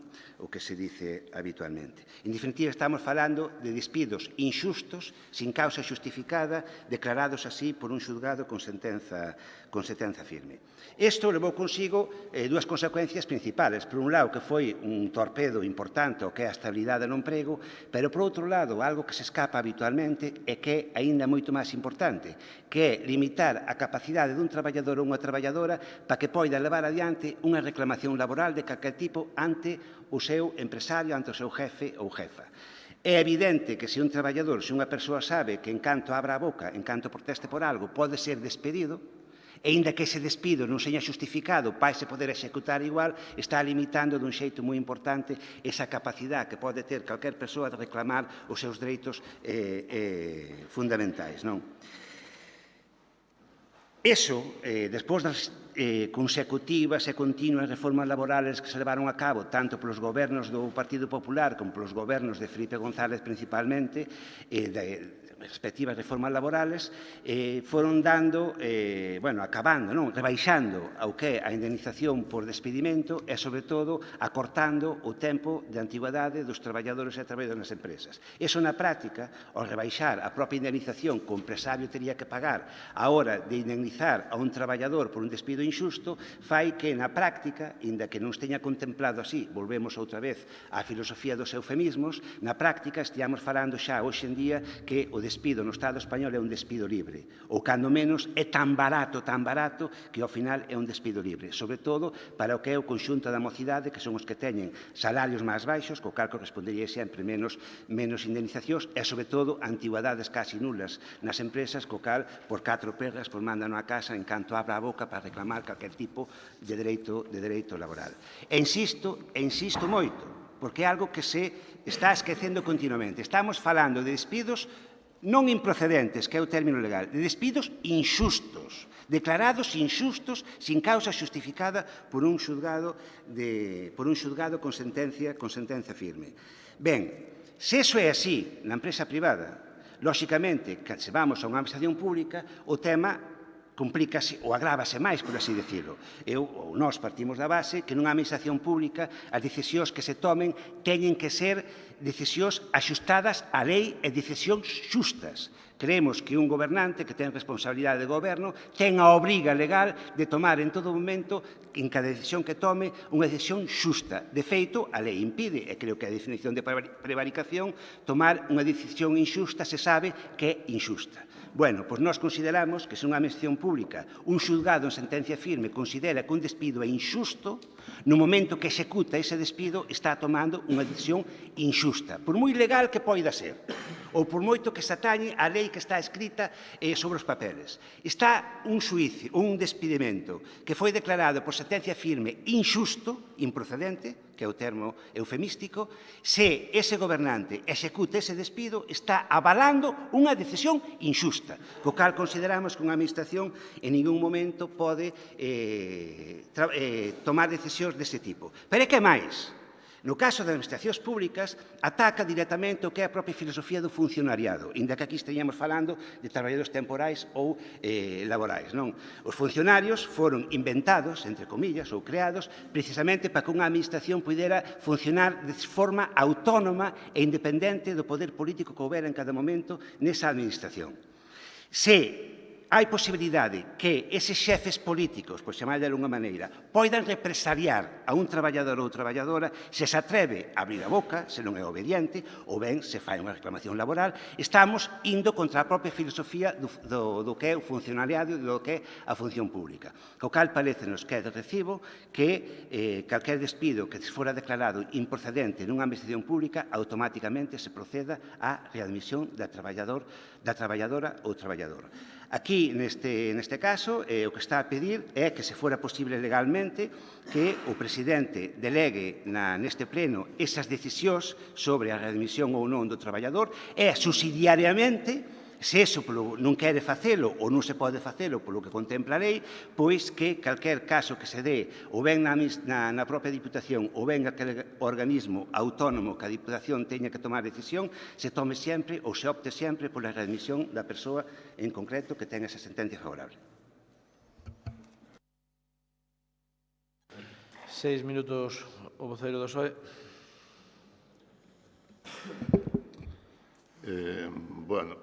Bos días a todos. Non me van facer falta os 6 minutos. Fala de xusticia, de legalidade. Eu non vou entrar nese debate, no da xusticia, porque non corresponde neste caso. Voume ceñir ao que é a moción. E a moción dice que o presidente delegue unha cousa que non pode delegar, é indelegable, co cual é ilegal que delegue. Fala il de legalidade e non de non legalidade.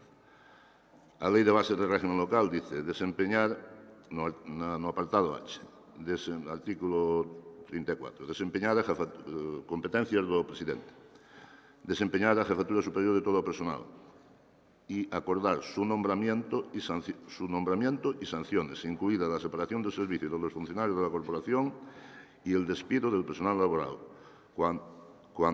dando cuenta al Pleno en la primera sesión que se celebre.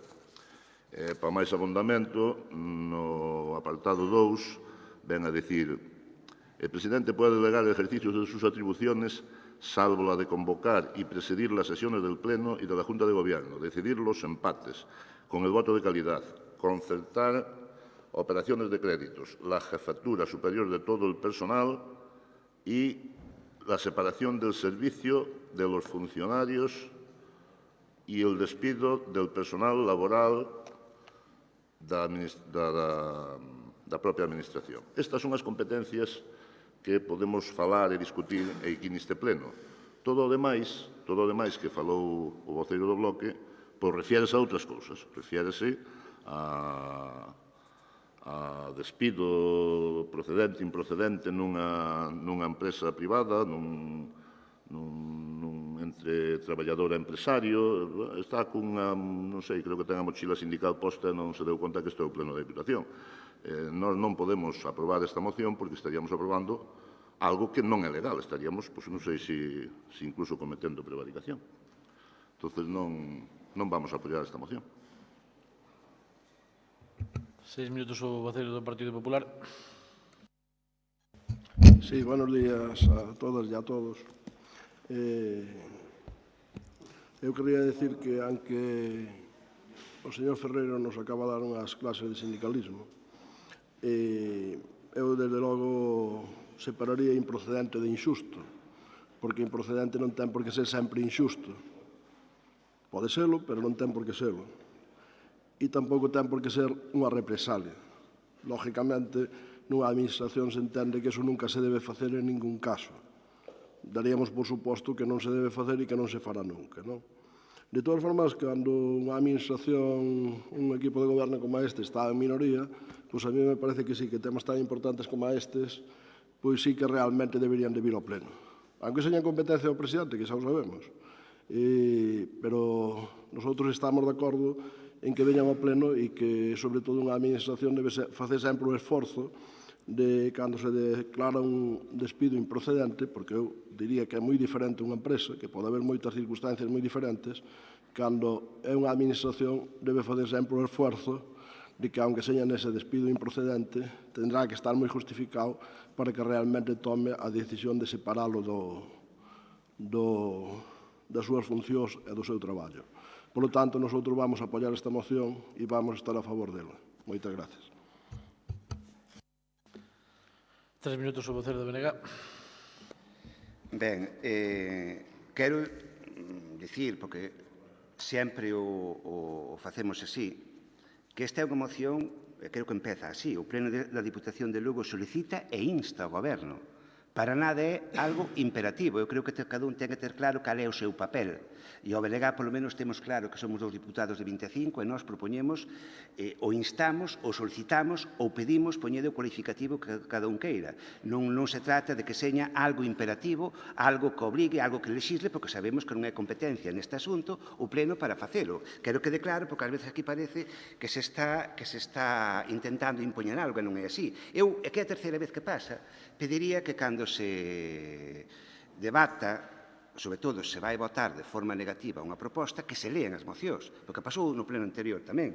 É dicir, ao final rebatiuse que dicíase, se usted puxera o que dice agora de palabra, apoiaríamos. É que estaba dicindo o que poñía a moción. É dicir, cando dices que non algo, primeiro creo que hai que lelo antes de cando menos, de opoñerse, non? E creo que é bastante evidente. Pedimos que o presidente, que a fórmula que ele considere, delegue no pleno a decisión, pero subsidiariamente, se non quere facer, que o pleno lle pide que, ante esa postura, que readmita sempre que si este caso. Eu creo que é perfectamente razonado. E logo, como últimamente se me está acusando a mí personalmente, digo polas miñas circunstancias históricas, por decirlo de unha maneira, de exercer de sindicalista, eu digo o que lle dixen a señora Candia cando me dixo que as miñas posturas eran propias dos 25 anos ou algo así, e lle contestei que se algún día perdía esa ilusión ou esa pasión polos temas que defendo, desde logo irían para a miña casa.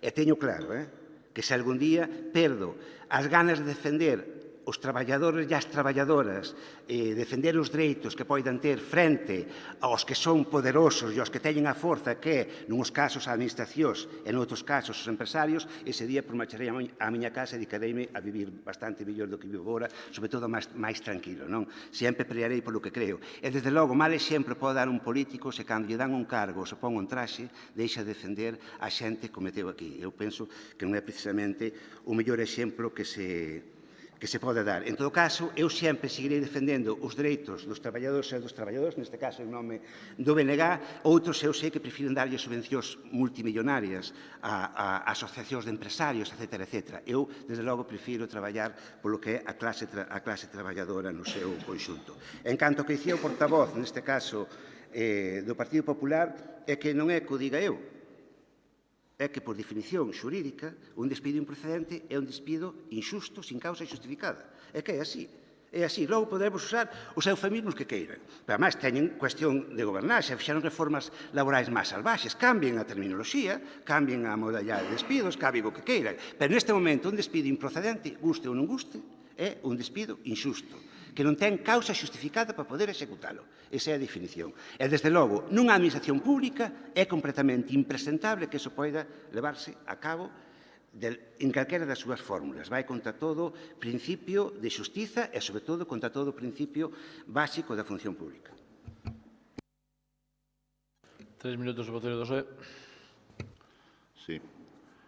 Bueno, sigo pensando o mismo. Creo que na Diputación non estamos para tratar este tipo de mocións, porque está moi claramente definido por a lei que é o que compete a quen lle compete.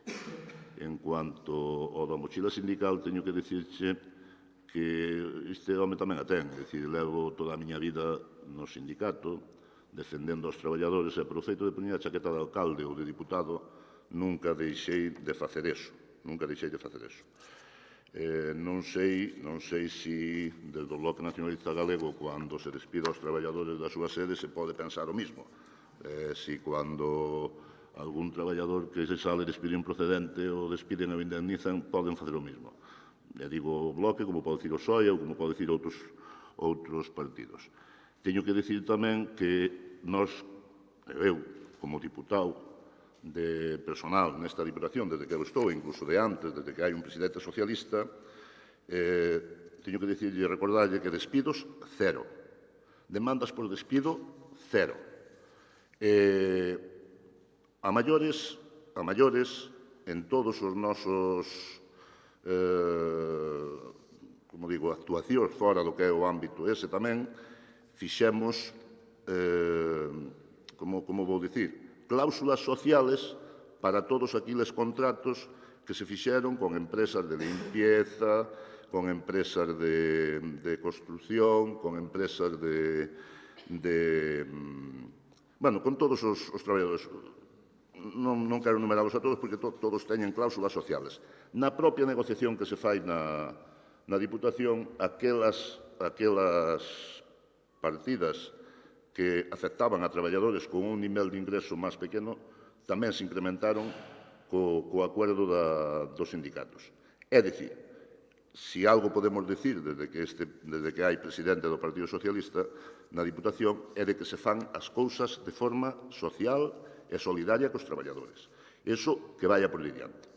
Que vaya por diante porque, non sei, dá a impresión de que queremos volver a tempos pasados en donde metemos a un traballador por o sistema, e digo tempos pasados, bastante pasados, por o sistema que nos convén, despois o traballador vai ao xulgado e facémolo fijo ou facémolo laboral. Non, esa non é a situación.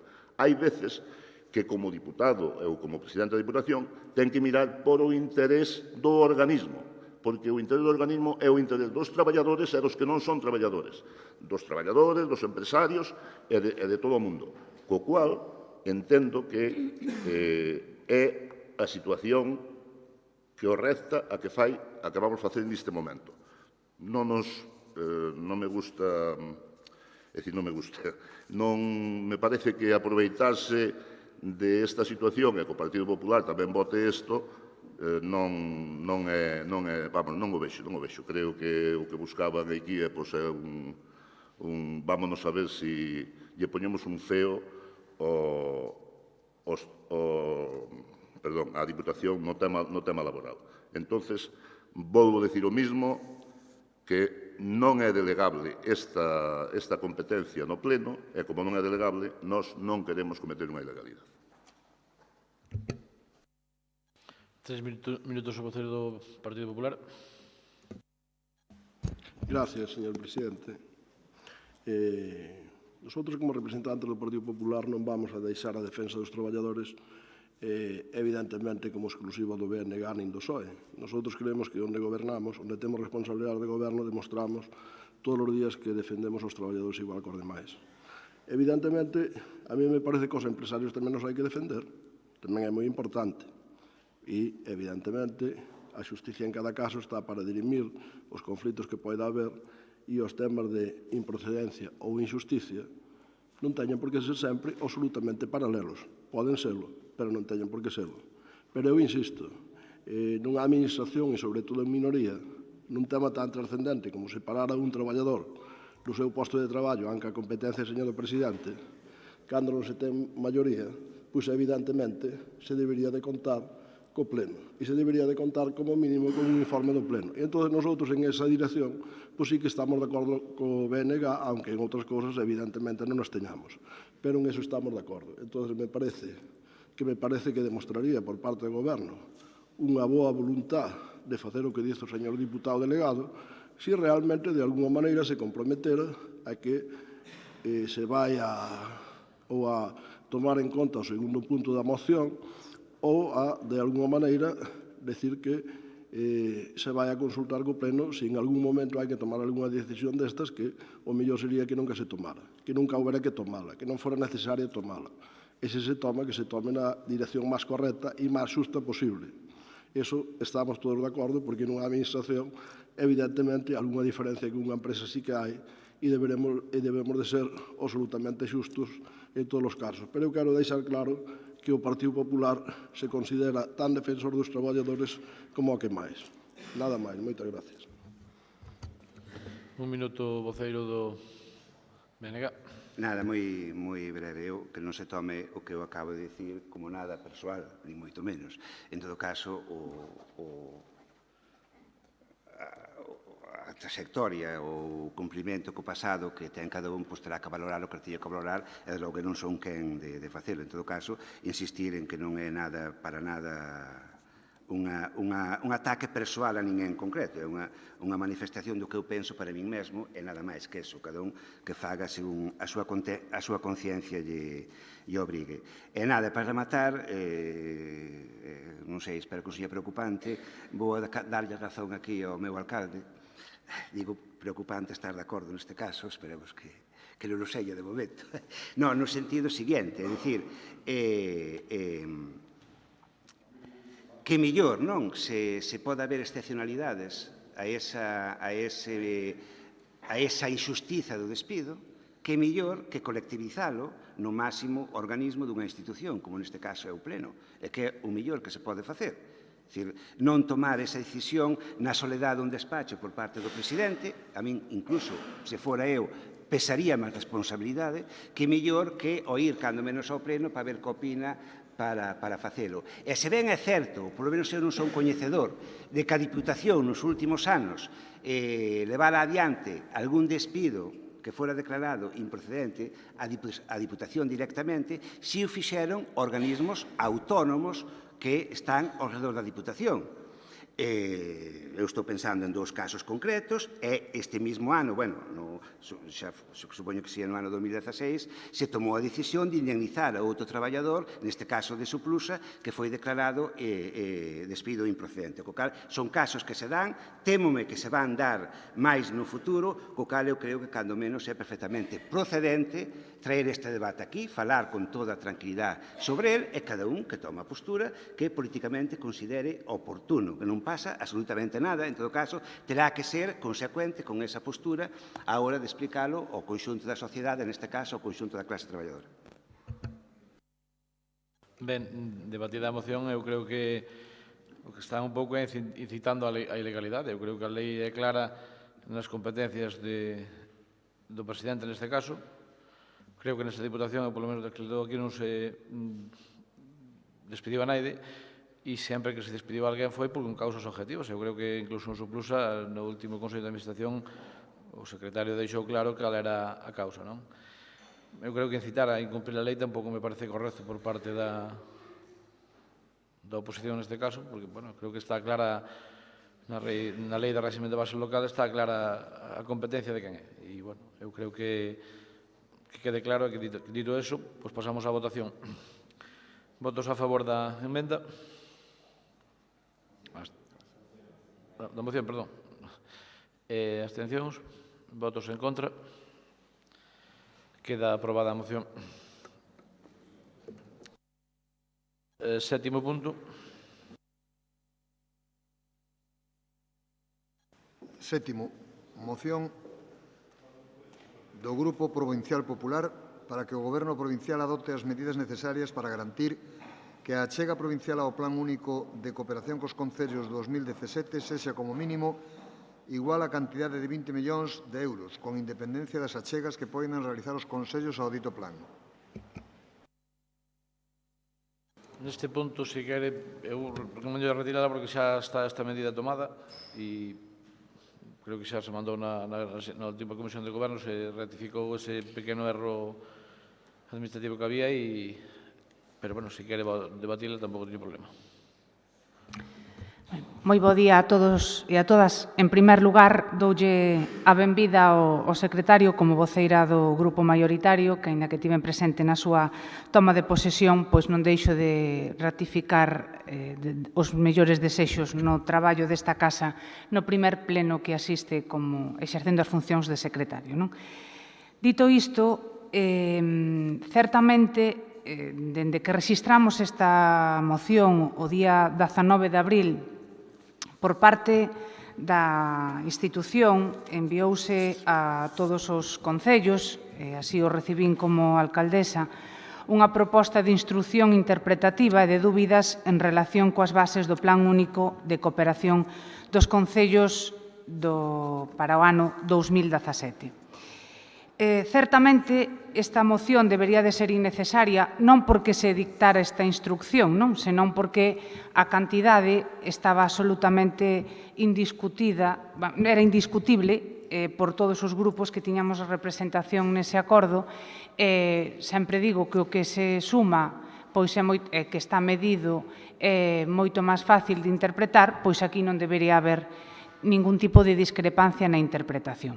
Como iso ocorreu, e non só por o propio presidente, que sembraba dúbidas, unhas dúbidas que eran perxudiciais para os concellos porque aminoraba o compromiso de achega, tamén, ademais, como unha onda expansiva, os compañeiros deputados do Goberno esforzábanse en explicarlle aos alcaldes que efectivamente interpretaban mal e que todo o mundo iba a ter menos cantidade de achega da esperada.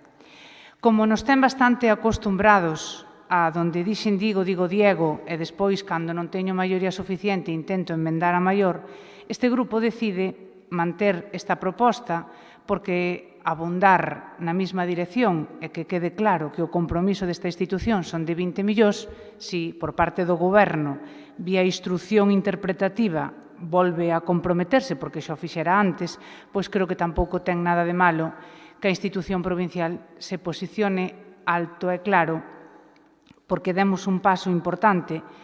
Creo que con este plan non debería haber máis dúbidas case estrictamente consultadas por un funcionario, pero que a vontade política se refiere, pois non debería de quedar ningún tipo de cousa sin aclarar, e menos especialmente cando estamos a falar da achega que quere facer o que está obrigada a facer a Deputación en base dun compromiso que adquiriu. Por iso, moi brevemente, e por suposto no maior tono conciliador, si me gustaría que esta sesión plenaria manifestara ese compromiso, dado que o órgano supremo da institución, sin desvirtuar a legitimidade dunha instrucción interpretativa, pois un acordo por unanimidade de todas as forzas políticas que ratifique eses 20 millóns, pois creo que non sobra.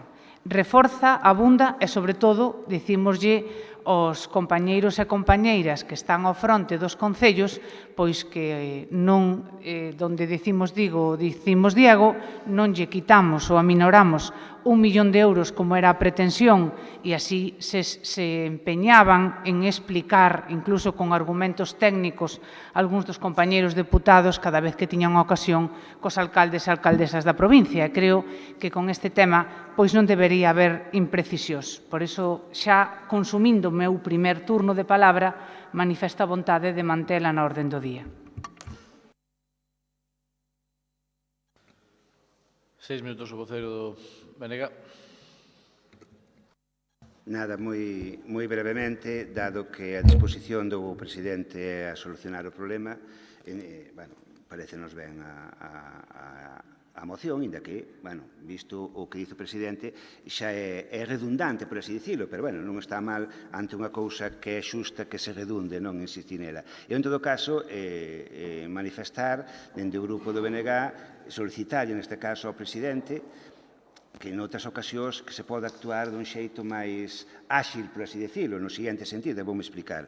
En todas as conversas que houve previas aos orzamentos, eu creo que todos, incluído o presidente, por suposto, mas estou seguro que tiña a firme convicción de actuar así, se quedou en que a Diputación, ou se percibía, se entendía, que a Diputación iba a aportar 20 millóns de euros para o plan único, iso quedou claro, non? É perfectamente entendible que a hora de executar esa decisión poidan xurdir problemas técnicos, chamémoslle así, iso é perfectamente posible nesto ou en outra cuestión calquera. Eu que solicitaría ao señor presidente, cando nun caso como este, que era unánime, xurda un problema dese tipo, que non costa nada darnos unha chamada e dicir, mira, pasa isto, vamos ver como vamos solucionar, non? E non esperar a que se cree esa confusión, incluso malentendidos, ou a sospeita de que podía, que eu insisto, que nin se me pasa pola cabeza que eso pudera ser así, a sospeita de que eso podía estar programada nun principio, non? Pareceme que a forma normal de actuar cando algo se aproba en consenso é esa, cando xurde un problema, chamase a xente que estaba de acordo e solucionase, punto, sin máis problemas, e creo que non hai moito máis que debatir neste apartado. Ben, eu creo que quedou clara a vontade deste presidente, deste equipo de goberno, de poñer 20 millóns no plan único. O que non se poden tergiversar as cousas. Eu creo que con usted non tuve ningún trato. Podemos chegar a un tipo de acordo, pero eu creo que nunca falei máis do que falamos aquí dos 20 millóns. Eu creo que non. Usted está dando porque fixamos un acordo. Eu creo que dixen sempre que iban a ir 20 millóns de euros no plan único e iban a ser, e iso foi un erro técnico e eu non lle teño culpa nese sentido. Eu creo que non ten que dudar da miña palabra porque sempre a cumplín hasta ahora. Entón, tamén me molesta que este dicindo que con ánimo de ocultar ou de non poñer ese diñeiro encima da mesa. Eu creo que sempre dixen que iban 20 millóns de euros e que se foi un erro técnico, foi un erro dos que hai habitualmente, que se corrigiu unha vez que nos demos cuenta del. E nada máis. 3 minutos ao voceiro do Partido Popular. É importante precisar os conceptos, porque, efectivamente, eu con vostede non teño ningún trato. Eu con vostede, como representante do grupo maioritario desta corporación, chego a acordos, basicamente priorizando o ben da provincia e normalmente porque vostede o necesita, porque ten un goberno en minoría mal avenido e cun mal entendemento. Entón, en esas circunstancias, que creo que, ademais, é vostede o máis indicado en non sacalas a relucir, porque, certamente, non creo que seña unha trayectoria do que poida sentirse orgulloso, aí pode ser que sí, pero creo que, obxectivamente, dende o máis profundo respeto, creo que é máis ben para sentirse avergonzado, pois vímonos na obriga de sentarnos e analizar datos e facer propostas para que aspectos tan importantes como os orzamentos desta institución saíran adiante. Este grupo actuou sempre cunha lealdade á palabra indiscutible e sempre, insisto, pensando no cumplimento dos acordos adoptados e no ben da provincia, que representamos todos, indudablemente, e as reivindicacións virían dos alcaldes e alcaldesas que son os que os veciños eligen para representar os seus concellos e, a partir de aí, indirectamente, a institución provincial. Cando se puxo en marcha o plan único, non sei se con descoñecemento, con mala fe, ou con outra intencionalidade que se me escapa, porque tampouco podemos obviar que non todos os compañeiros do Goberno defendían a utilidade, a idoneidade ou o apoio a ese plan único, e iso tampouco estou revelando ningún secreto, é público e notorio que varios deputados manifestáronse en contra públicamente deses acordos, en escenarios en donde todo o mundo poidamos escoitar en algunha ocasión. Como xa había dúbidas disto, cando se pon en marcha a concreción do mesmo, insistían con alcaldes e alcaldesas en non vai por aí, está sumando mal, tes que poñer o pos, é que non son 20 millóns, é que vos engañaron. Entón, como creo que en este tipo de cousas, e aí coincido co voceiro do BNG, o esforzo na capacidade de negociación, a transparencia, a boa fe nas negociacións, cando un debe impregnar calquer intento de acordo. Pero cando un ten un goberno en minoría, si quere máis ou menos posicionarse como un presidente mínimamente serio, debe de materializalo en todos os acordos. Pero aquí nunca vamos por diante. Aquí sempre temos que ir a preguntar. Práctica que, ademais, este grupo fixo sempre. Cando había algún comentario que aparentaba unha media verdade do acordo público dos grupos políticos en relación ao plan único, que iso non é un trato, é un acordo que quedou nunha mesa en donde todos estábamos presentes e que pode, ademais, acreditarse por terceiras persoas, esta portavoz falouno con vostede e preguntoulle claramente con testigos: estás informando aos alcaldes que a aportación da Deputación non son 20 millóns, senón que son 19, porque se computou a aportación do Plan de Obras e Servicios. Creo que debemos manifestarnos con claridade. Era tal a pouca claridade que esa advertencia, esa pregunta ou esa duda que a mellor fe do mundo ya faigo antes da reunión cos alcaldes, e cando aquí, que teño a proposta de instrucción, se enumera os antecedentes, unha das primeiras dúbidas plantexadas é cal vai ser a real aportación que vai a chegar aos concellos a Diputación. Nesta primeira tradúcese, dáse traslado desta cuestión á Presidencia, ao fin de resolver o que estime procedente. Xa non dice os 20 millóns que chegamos a un acordo e que é indiscutible. Non, xa no propia acta sigue sembrando a dúbida e como atribuíndose a capacidade de aminorar a aportación dos 20 millóns. E non o digo eu, está nun acta.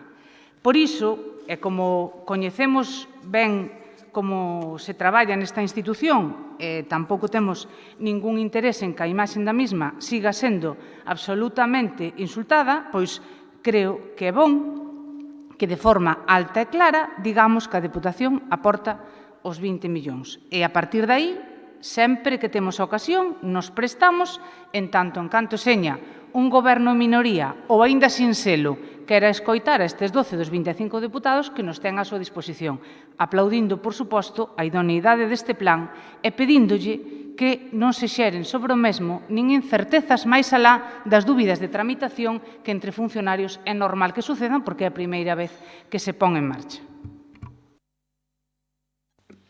Ben, eu creo que lle expliquei en claro que dixen sempre que eran 20 millóns da Diputación e non foi un erro meu ese precisamente, pero vou aceptalo como presidente, teño que aceptalo e dixen sempre que iba a ser 20 millóns de euros por parte da Diputación. Creo que quedou claro, pública e notoriamente. Entón, creo que tampouco ten máis volta que dar. Pasamos á votación. Votos a favor da emenda. Moción. Non hai emenda, que é unha moción. Votos a favor da moción. Abstencións. Votos en contra. Queda aprobado. Votan en contra. Votan en contra, pero está a favor. Será tan cínico tampouco, É que me parece a mí... Perdone un momento. O respeto na sesión plenaria. Da terceira non llevou a pasar, Porque unha cousa é o debate político e outra cousa é a falta de educación. Non, a falta de educación é a súa... É a segunda vez. Eu creo que tiña o tema resolto, xa lle dixen, expliquei ben, que estaba o tema resolto, e que non sei que máis quer resolvelo. Ben. Que quer resolvelo? Eu advirtolle que é a segunda vez. A terceira non vai a chegar. A mí, cando se dirige a usted, non se me ríe con esa risa que ten así de irónica. Fago a favor. Eu non me río cando me miro para usted. O mellor é porque me asusta, pero é que non me río.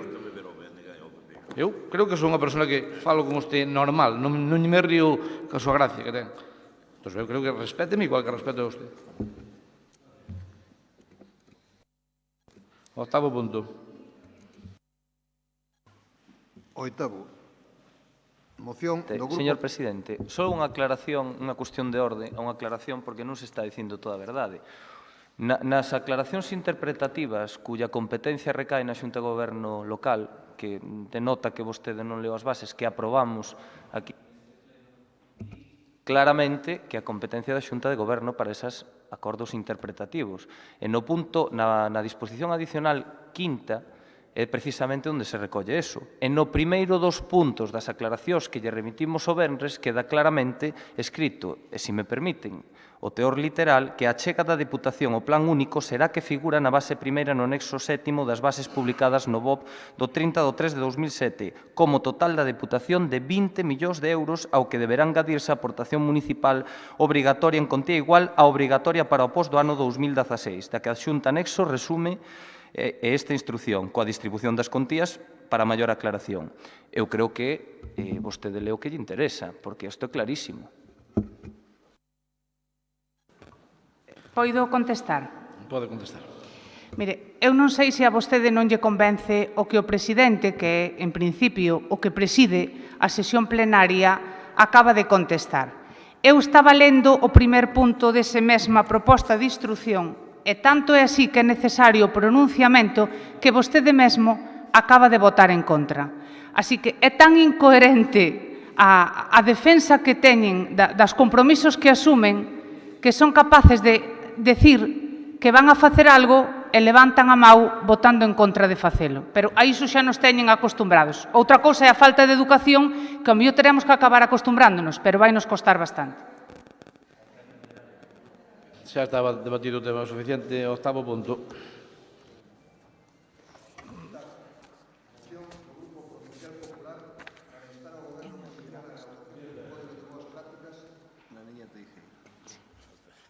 Moción do Grupo Provincial Popular para instar ao Goberno Provincial a elaboración dun código de boas prácticas para regular os contidos da web municipal. 6 minutos o voceiro do Partido Popular. Bos días a todos e a todas. Ben, esta moción, como decía o señor secretario, para instar ao equipo de goberno provincial a elaboración dun código de boas prácticas para regular os contidos da web provincial. Ten como obxectivo esta moción facer un uso apropiado da web, un uso proveitoso para os veciños e veciñas con unha función institucional e non partidista como estamos vendo que se está a facer.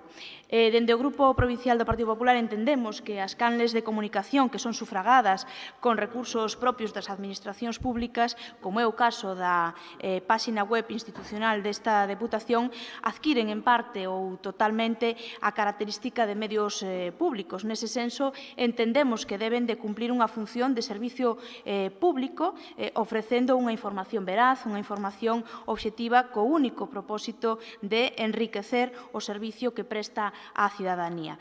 Estas canles deben ser deseñadas e deben ser concebidas para os veciños e deben ser un vehículo, deberían utilizarse como un vehículo extraordinario de comunicación entre a cidadanía e os seus representantes públicos.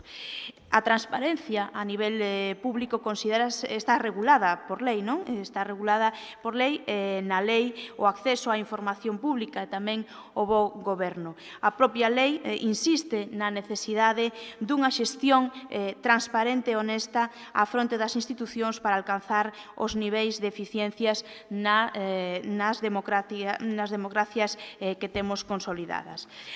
A páxina web dunha institución pública entendemos que é unha canle de comunicación, como decía, coa cidadanía para realizar consultas e xestións sobre actuacións que afectan ao territorio, que cubre o eido ao que pertence.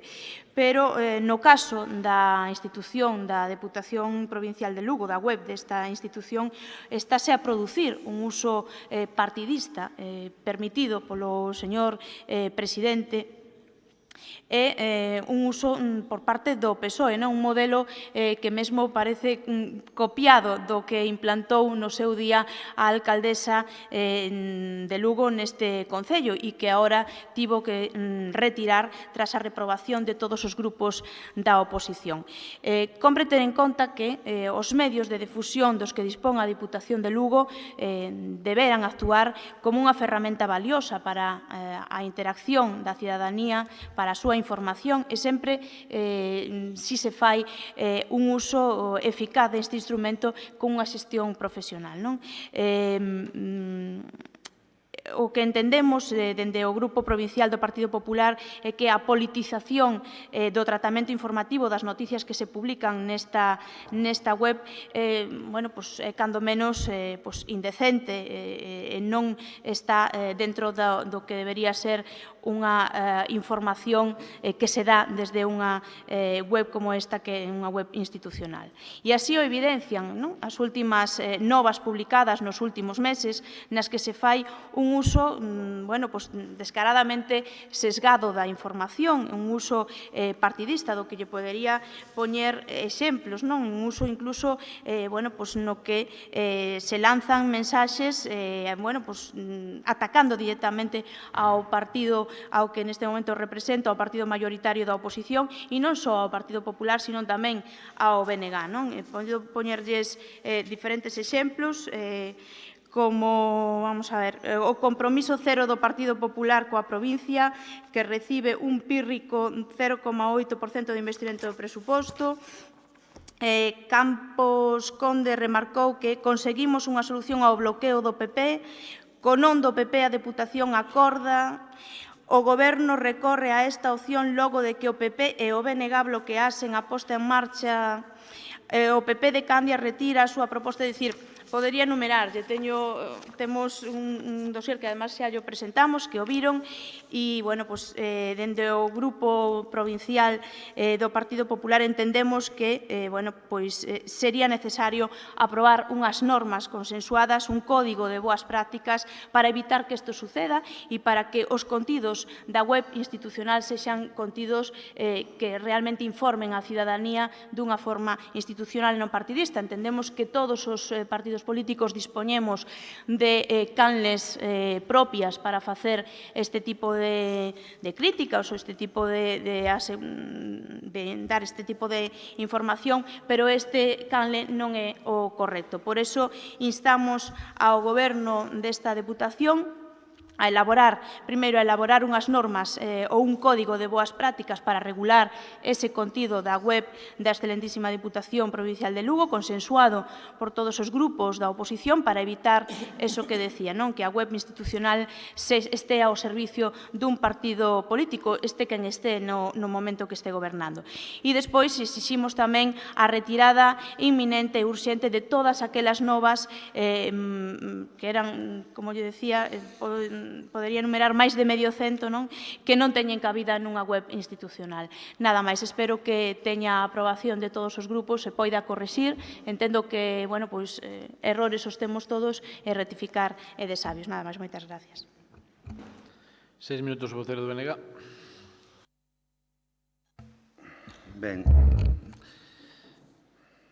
eu entendo que o Partido Popular esteña enfadado coa páxina web, cas informacións da páxina web da Diputación, penso pasáis por lela. Pásalles por lela. Se fixera como a maioría da xente que nunha lei, pois xa está. É dicir, eu teño claros de há moito tempo, non ca páxina web da Diputación, senón ca páxina web da Xunta, que a mí me toca lidiar, que é a da Consellería de Educación, que, lóxicamente, se quero informarme, non vou mirar a páxina web dunha institución, porque normalmente é bastante vergonzoso a forma de tratar a información que se ten en todas e cada unha das institucións. Se quero informarme, pois compro Progreso, compro a Voz de Galicia, leoa, e dunha forma crítica, analizo a situación. O que non vou é ler a páxina web, mas, en todo caso, que moitas veces o que está facendo, ademais, se de verdad foran informativas, sería facer unha competencia desleal precisamente cos medios de información. Recoñecemos que, según fomos analizando esta moción, fomos cambiando de división, por así decirlo, non? Porque eu, en toda a exposición que fixo, eu creo que se olvidan unha cousa bastante importante, ou dúas. Por un lado, que eses titulares que vostede leu e que podo coincidir con vostede en que non son os máis acaídos a unha web ou un medio de comunicación institucional, e recoñezo que os lín onte á noite porque non nos vira, porque, insisto, non me paro a mirar esas cousas na página web da Diputación, non son menos impactantes cos que había cando a señora Elena Candia era presidenta da Diputación. Para nada, para nada. Son tan, bueno, non quero usar cualificativos, non? Pero son tan brutos, deixámoslo así, como eran, ou penso que incluso menos do que eran os da señora Candia. Eso por unha banda. E por outra banda, eu creo que é desvirtuar o debate que é necesario neste punto. Eu creo que o debate non é se a páxina web da Diputación de Lugo é a caída ou non, se está máis ou menos ben feita ou non. Eu creo que o debate deberá ser para que deben servir as páxinas web ou os medios de información públicos, sufragados con fondos públicos. E lembrolle, e aí esqueceuse de comentalo en toda a súa intervención, que desde o ano 2009 estáse intentando presionar a Xunta de Galiza para que aprobe unha lei de publicidade institucional, cuestión que a Xunta non fai simple e llanamente porque non lle interesa, porque quere seguir a explotar os medios institucionais dos que dispón para, entre outras cousas, intoxicar a información que chega ao conxunto da sociedade. Unha moción deste tipo, sin algo que contemple o de exixir, eu xa o de instar xa me empeza a cansar esa palabra, non? Exixir á Xunta que de unha vez por todas saque esa lei, pareceme que é un brindis ao sol e que non sirve absolutamente para nada. E logo hai outra cuestión que tamén é preocupante na proposta que fan, porque está moi ben controlar, regular, non sei que. O que pasa é que volvemos ao de sempre, non? Quen controla os controladores? En todo caso, eu parto da base que os traballadores e as traballadoras do Gabinete de Comunicación da Diputación que cumplen o código deontolóxico dos xornalistas, estou seguro ademais que se algún defecto ten esa páxina non é culpa deles, estou convencido, en todo caso é pola filosofía da propia páxina, que é o que, insisto, teríase que regular de alguna maneira dun xeito xenérico, non para a páxina web da Diputación, senón para todos e cada un dos medios institucionais da provincia ou do país. Porque empezamos a poñer aquí exemplos de publicacións de concellos, etc. E, bueno, poderíamos falar hasta mañá pola mañá sin ningún tipo de problema e non se queda corto ante o que pasa na páxina web do Concello.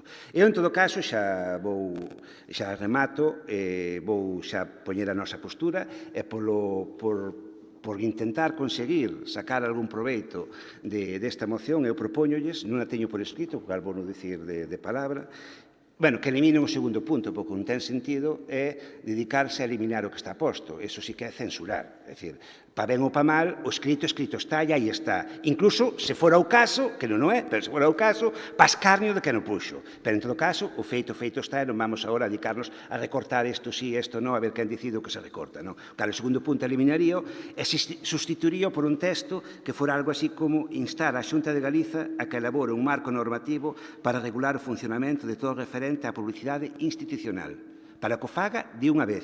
Insisto, desde o ano 2009 estáse a demandar que se faga. E que é a única solución, que haxa unha regulación xenérica e logo a partir de aí, pois, co resto de páxinas que se usan en todo tipo de institucións que cumplan esa normativa. E ainda así, seguirá habendo problemas e seguirá habendo competencia desleal cos medios de comunicación. 6 minutos o vocero do PSOE. Señora Teijeiro, leo. No medio cento ese de noticias que se preocuparon de meter olvidáronse da seguinte que publica vostede. Co traballo do novo goberno, a Deputación tapou as vergoñas que deixaron o PSOE e o Bloque Nacionalista Galego implicándonos no apoio aos servizos sociais básicos. Creo que con isto a súa moción xa cae rotundamente. Pero tamén lle digo máis. Como exemplos como este, hai moitísimos outros. E lle adianto que só apoiaremos esta moción no único e exclusivo caso de que se introduza esa modificación normativa da que falaba o compañeiro Xosé Ferreiro co obxectivo de que se estableza un marco normativo que regule a publicidade institucional. Proposta que xa o propio bipartito intentou facer e que non sei por que intereses o propio goberno de Feijóo tumbou. Vostedes o que pretenden con isto, analicemos o trasfondo da cuestión, non é regular. Vostedes o que pretenden é controlar, censurar. Eso dáselles moi ben, como fan nos medios públicos deste país. Ou acaso non coñecen as demandas do Comité de Empresa da Radio Televisión de Galicia, dos seus traballadores? Non son conscientes das denuncias dos propios redactores ante a falta de liberdade de expresión e a coartación que se lle fai da súa información? Non se lembran deso? Non son coñecedores desas demandas? Nos entendemos que ese control que exercen sobre os medios públicos, en definitiva, poda de alguna maneira facer que todo o investimento que se fai nesta provincia a través desta Diputación non saiga, que non saia que o presidente inaugure, por exemplo, os catamaráns, pero tampouco entendemos por que non sale o presidente Feijóo nas súas viaxes en barco, que se lle dan moi ben. Vostedes non teñen ningún tipo de legitimidade para exixirnos o goberno desta Diputación o que temos que facer ou o que temos que dicir. Nos o que dicimos é a verdade. Non pretendan con esta moción silenciar o goberno da Diputación de Lugo. A vostedes o que lles molestan realmente é que os veciños coñezan a verdade. Moléstalles que os veciños coñezan que veñen aquí e se levanten para non reprobar determinadas manifestacións. Iso é o que lles molesta realmente. Moléstalles que, mentres a súa portavoz está detrás dunha pancarta en defensa dos servizos ferroviarios, son incapaces de comprometer a intermodal para Lugo. Son incapaces de dotar a Lugo duns presupostos mínimamente decentes. Só o 0,8% do orzamento do Estado ven adicado a Lugo. Iso é o que debería de preocuparlles a vostedes, e non se a web institucional xa está mellor ou está peor. Eso non debería, porque aquí cúmplese estrictamente o código deontolóxico do Colexio de Xornalistas de Galicia. Estrictamente se cumpre ese código deontolóxico. Entón, eu creo que a vostedes eso non lles ten que preocupar.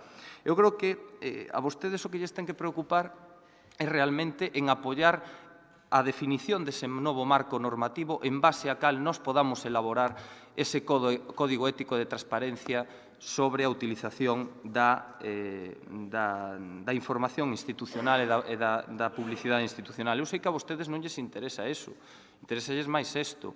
Ou acaso na Xunta de Galicia existe algo que regule este código ético? Por que non empezan predicando co exemplo? Eso me pregunto eu, non entendo por que realmente eso non é así. Pero, insisto, o debate de fondo está en que realmente nós só vamos a apoiar esta moción se ese cambio normativo a nivel xeral se fai a nivel da comunidade autónoma e por despois afecte poda utilizarse como base para poder elaborarnos un código ético para poder aplicar a nosa web institucional, non só a nosa web institucional, porque non só nos debe preocupar a web institucional. A vostedes preocúpalles porque é o único que non controlan. Pero eso tense que estender, dende logo, cando menos os medios públicos de comunicación. 3 minutos a voceiro do Partido Popular.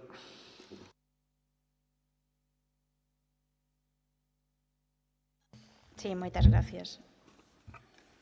Ben, o desexo desta moción era garantir un uso institucional da mesma. Señor Ferreiro, que vostede non vexa ou non mire asiduamente as webs institucionais non implica que non deban cumplir a súa función, non? Señor... non recordo o nome, perdón, señor deputado do Partido Socialista, Pablo, defenderse atacando é a resposta que adoptan sempre vostedes, non? Fala entre as numerosas medios que enumerou, bueno, pois enumera incluso a Radio Televisión de Galicia. Pois, home, dende hoxe ten xa unha nova presidenta do Consello da Radio Televisión de Galicia, amiga desta casa, que seguramente calquera problema que haxa nese sentido yo vai a solucionar e, ademais, rapidamente, non? Que queren que lles diga? Nosotros, se vostedes queren instar a Xunta de Galicia a adoptar esa esa norma básica pola que guiarse, poden traer vostedes unha moción nese sentido. Dende o Partido Popular, dende o Grupo Municipal do Partido Popular, en novembro do ano 2016, instamos ao mesmo, ao Concello de Lugo, ao Goberno do Concello de Lugo, porque estaba realizando a mesma práctica, como dixen na miña primeira exposición, e foi aprobada esa moción por todos os grupos, os da oposición e mesmo tamén polo Partido Socialista. Nese momento non necesitaban dunha norma básica que lles guiara ese código de boas prácticas. Se vostedes queren utilizar eso como excusa, como escudo para non aprobar esta moción, que xa lle repito, o único fin que ten non é ter control, porque mire vostede, ter control sobre a información que poidan dar é que vostedes poden utilizar outros canles para dar esa mesma información, como lle dixen antes, teñen unha web do seu partido, utilicen esas canles para facer usos partidistas da información. Pero para dar información non é necesario utilizar, para dar información partidista non é necesario utilizar esta web institucional. Polo tanto, se queren escudarse, como dixen, en que necesitan unha base, unha norma básica, bueno, pois válelles como excusa para xustificar o seu voto en contra. A nós, a verdade é que non nos sirve simplemente como excusa para que vostedes sigan facendo o que están facendo, un uso partidista dunha web institucional. Nada máis, moitas gracias. 3 minutos o vocero do BNG. Bueno, eu non dixo que non mirar as webs institucionais, miro o que necesito delas.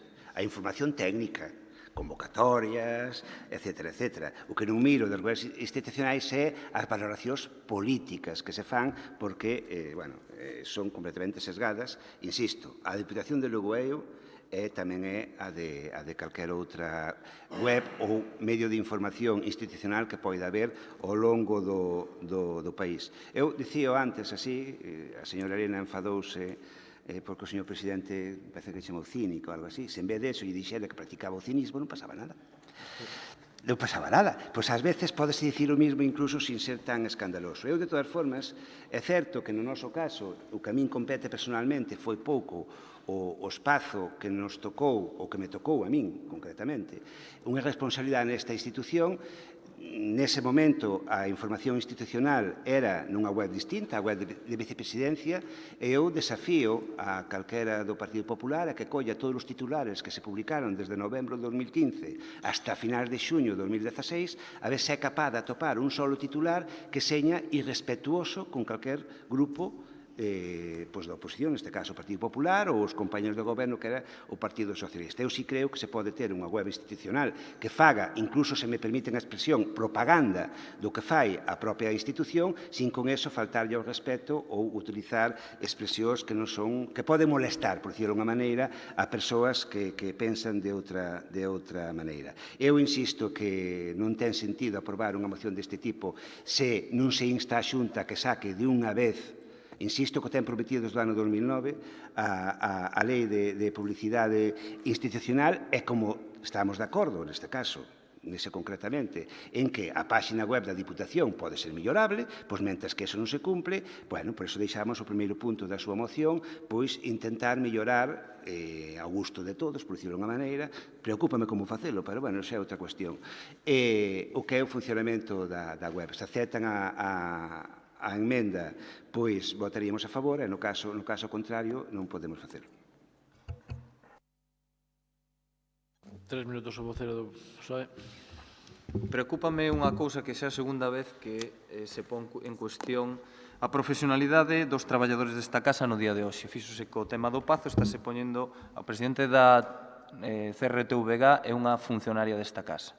E por iso lle pido respeto, igual que lle lo pedín para o resto de traballadores que vostedes nos 3 meses que estuveron por aquí se dedicaron a cuestionar, non? E eso sí que non debe de permitirse baixo ningún concepto, porque ninguén mellor que eles fai o seu traballo. Eu digo eu que levo aquí xa bastante tempo. Noutro orde de cousas, volvo a reiterarme no que estaba dicindo. A vostedes encheuselles a boca de publicar determinadas cuestións que seguen aí, insisto, seguen aí. Vostedes miraron o medio cento de novas que lles interesou, pero hai novas realmente impactantes. yo lo digo así claramente, e probablemente denunciables incluso. Vostedes falaban de irregularidades na UNED, nada. Falaban de irregularidades no Innovate, falaban de irregularidades nos cursos de formación, pero con esta alegría, sin medir ningún só centímetro que decían das súas palabras. E iso non se pode facer, iso non se debe de facer. Eu creo que aquí o que nos estamos dicindo é facendo honor o que está pasando. Nós non queremos engañar os veciños. Ou acaso vostedes non se levantan e marchan e deixan o estrado vacío? Estamos mentindo? Porque se me digo vostede que estamos mentindo, pois ao mellor lle podo dicir, bueno, pode que vostede teña razón, pero non teñen ningún tipo de razón. A vostedes o que lles molesta é o que lle decía eu. Molestalles a obxectividade, que os veciños e os cidadáns coñezan cal é a realidade do que estamos facendo e de todas as iniciativas que se están facendo do Goberno provincial. Ou é acaso mentira aos atrancos que está poñendo a Xunta en determinadas cuestións que todos sabemos? Porque a realidade está aí e eu os feitos me remito. Entón, reitérome no mesmo que debe de ser a Xunta de Galicia a que impulse un marco normativo para regular o funcionamento da publicidade institucional en todos os sentidos, non só ceñirnos a web institucional. Vostedes, e remato, gústalles controlar, gústalles censurar, eso é o que nós non vamos a permitir, porque os feitos me remito, censura que vostedes exercen noutros medios públicos de comunicación xa é pública e notoria. Un minuto para rematar. Ben, o primeiro de todo é decir que se o entendeu así, non é así. Eu non cuestionei a profesionalidade de ninguén en este pleno e o que dixen sobre esa nova presidenta referíase á dilixencia desa persona para solucionar cuestións. E, ademais, se non, repase despois a acta e aí poderá ver as miñas palabras. Mire, nosotros o que pedimos é un uso correcto e respetuoso da información que se dá nesta web. Este quen este no goberno. E para eso entendemos que se debe de facer un código de boas prácticas, que, además, consensuado por todos os grupos, donde haberá unha liña da que non se pasará.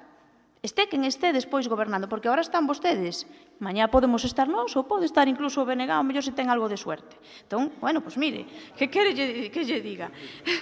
Eu, en relación a retirar o punto número 2, pois mire, se hai que quitalo para obter o seu voto, nosotros retirámolo, pero non accedemos a sustituílo pola súa proposta, porque non queremos que lle sirva como escudo para votar en contra desta iniciativa. Vostedes, se queren votar a favor, teñen a oportunidade de votar a favor e despois, se queren, incluso poden traer a pleno esa moción para instar a Xunta de Galicia e aí, bueno, pois xa veremos despois a decisión que tomamos, pero, bueno, pois non queremos que usen eso como un escudo para argumentar a súa negativa. Xa lles digo, no Concello de Lugo todos os grupos votaron a favor e non necesitaban desa norma básica, nesta Deputación podería ser da mesma maneira. Nada máis, moitas gracias.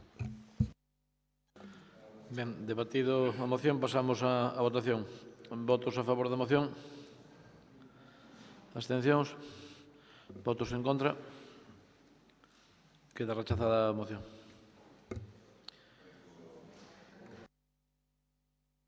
Hai que repetir. Votos a favor? Abstencións? Votos en contra? Ten voto de calidad o presidente, polo que queda rechazada a moción.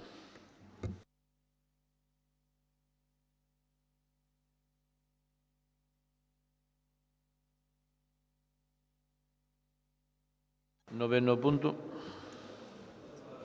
Dar conta das resolucións da Presidencia adoptadas durante o mes de marzo de 2017. Creo que se teñen... Iso dáse sempre... As resolucións correspondentes aos números 443 ao 997 que foron remitidas por correo electrónico aos distintos grupos políticos durante os meses de marzo e abril pasado. Décimo punto. Comunicacións da Presidencia. E 11º punto, rogos e preguntas. Hai dos preguntas do Partido Popular. A primeira, en que situación se encontra o proceso de integración da Fundación TIC na Deputación de Lugo? Vai contestar o voceiro.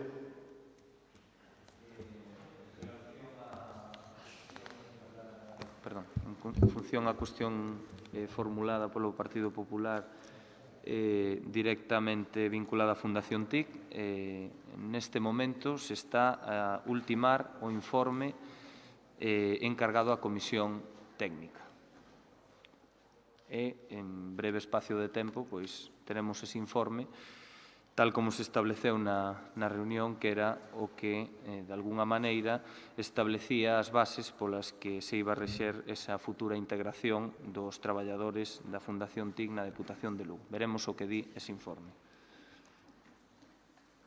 Se me permite unha aclaración para saber se lle entendín ben, dende o martes 16 de agosto do 2016, que cando anuncian nunha xuntanza cos traballadores que se inicia o proceso de integración, é dicir, 8 meses despois, está a punto de terminar de elaborar o informe.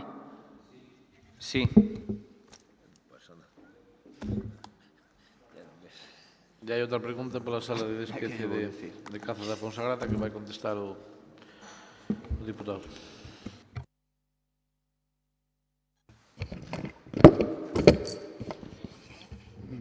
Con relación a esta pregunta, dado que toda esta información saliu a raíz de unha rolda de prensa que din despois dunha xunta de goberno, a Sociedade de Caza da Fonsagrada solicitou unha ampliación de plazo para que lle dera tempo a poñer en funcionamento precisamente esa sala de despiece que fruto dun convenio entre a Diputación de Lugo e a Sociedade de Caza de Fonsagrada. Aquí, polo que vexo, a Xunta, polo que ustedes poen aquí, a Xunta dice que non existe ningunha solicitud que a Consellería de Medio Ambiente e que a Consellería de Sanidade que lle remitiu información complementaria á propia sociedade.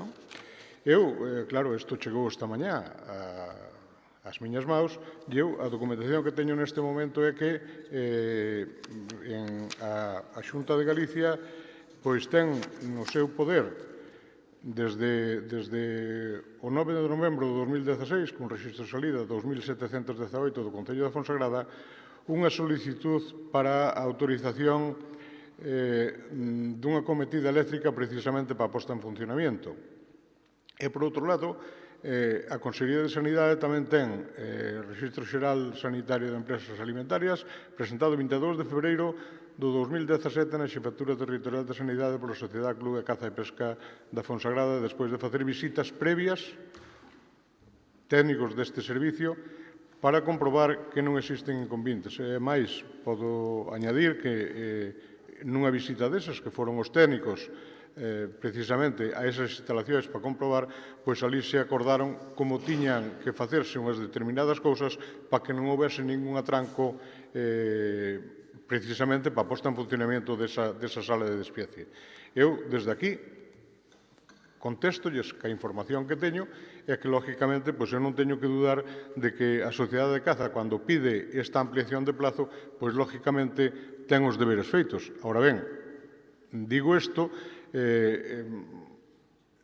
pensando tamén que a Sociedade de Caza e a Xunta de Galicia quen ten que cumplimentar todas estas cousas.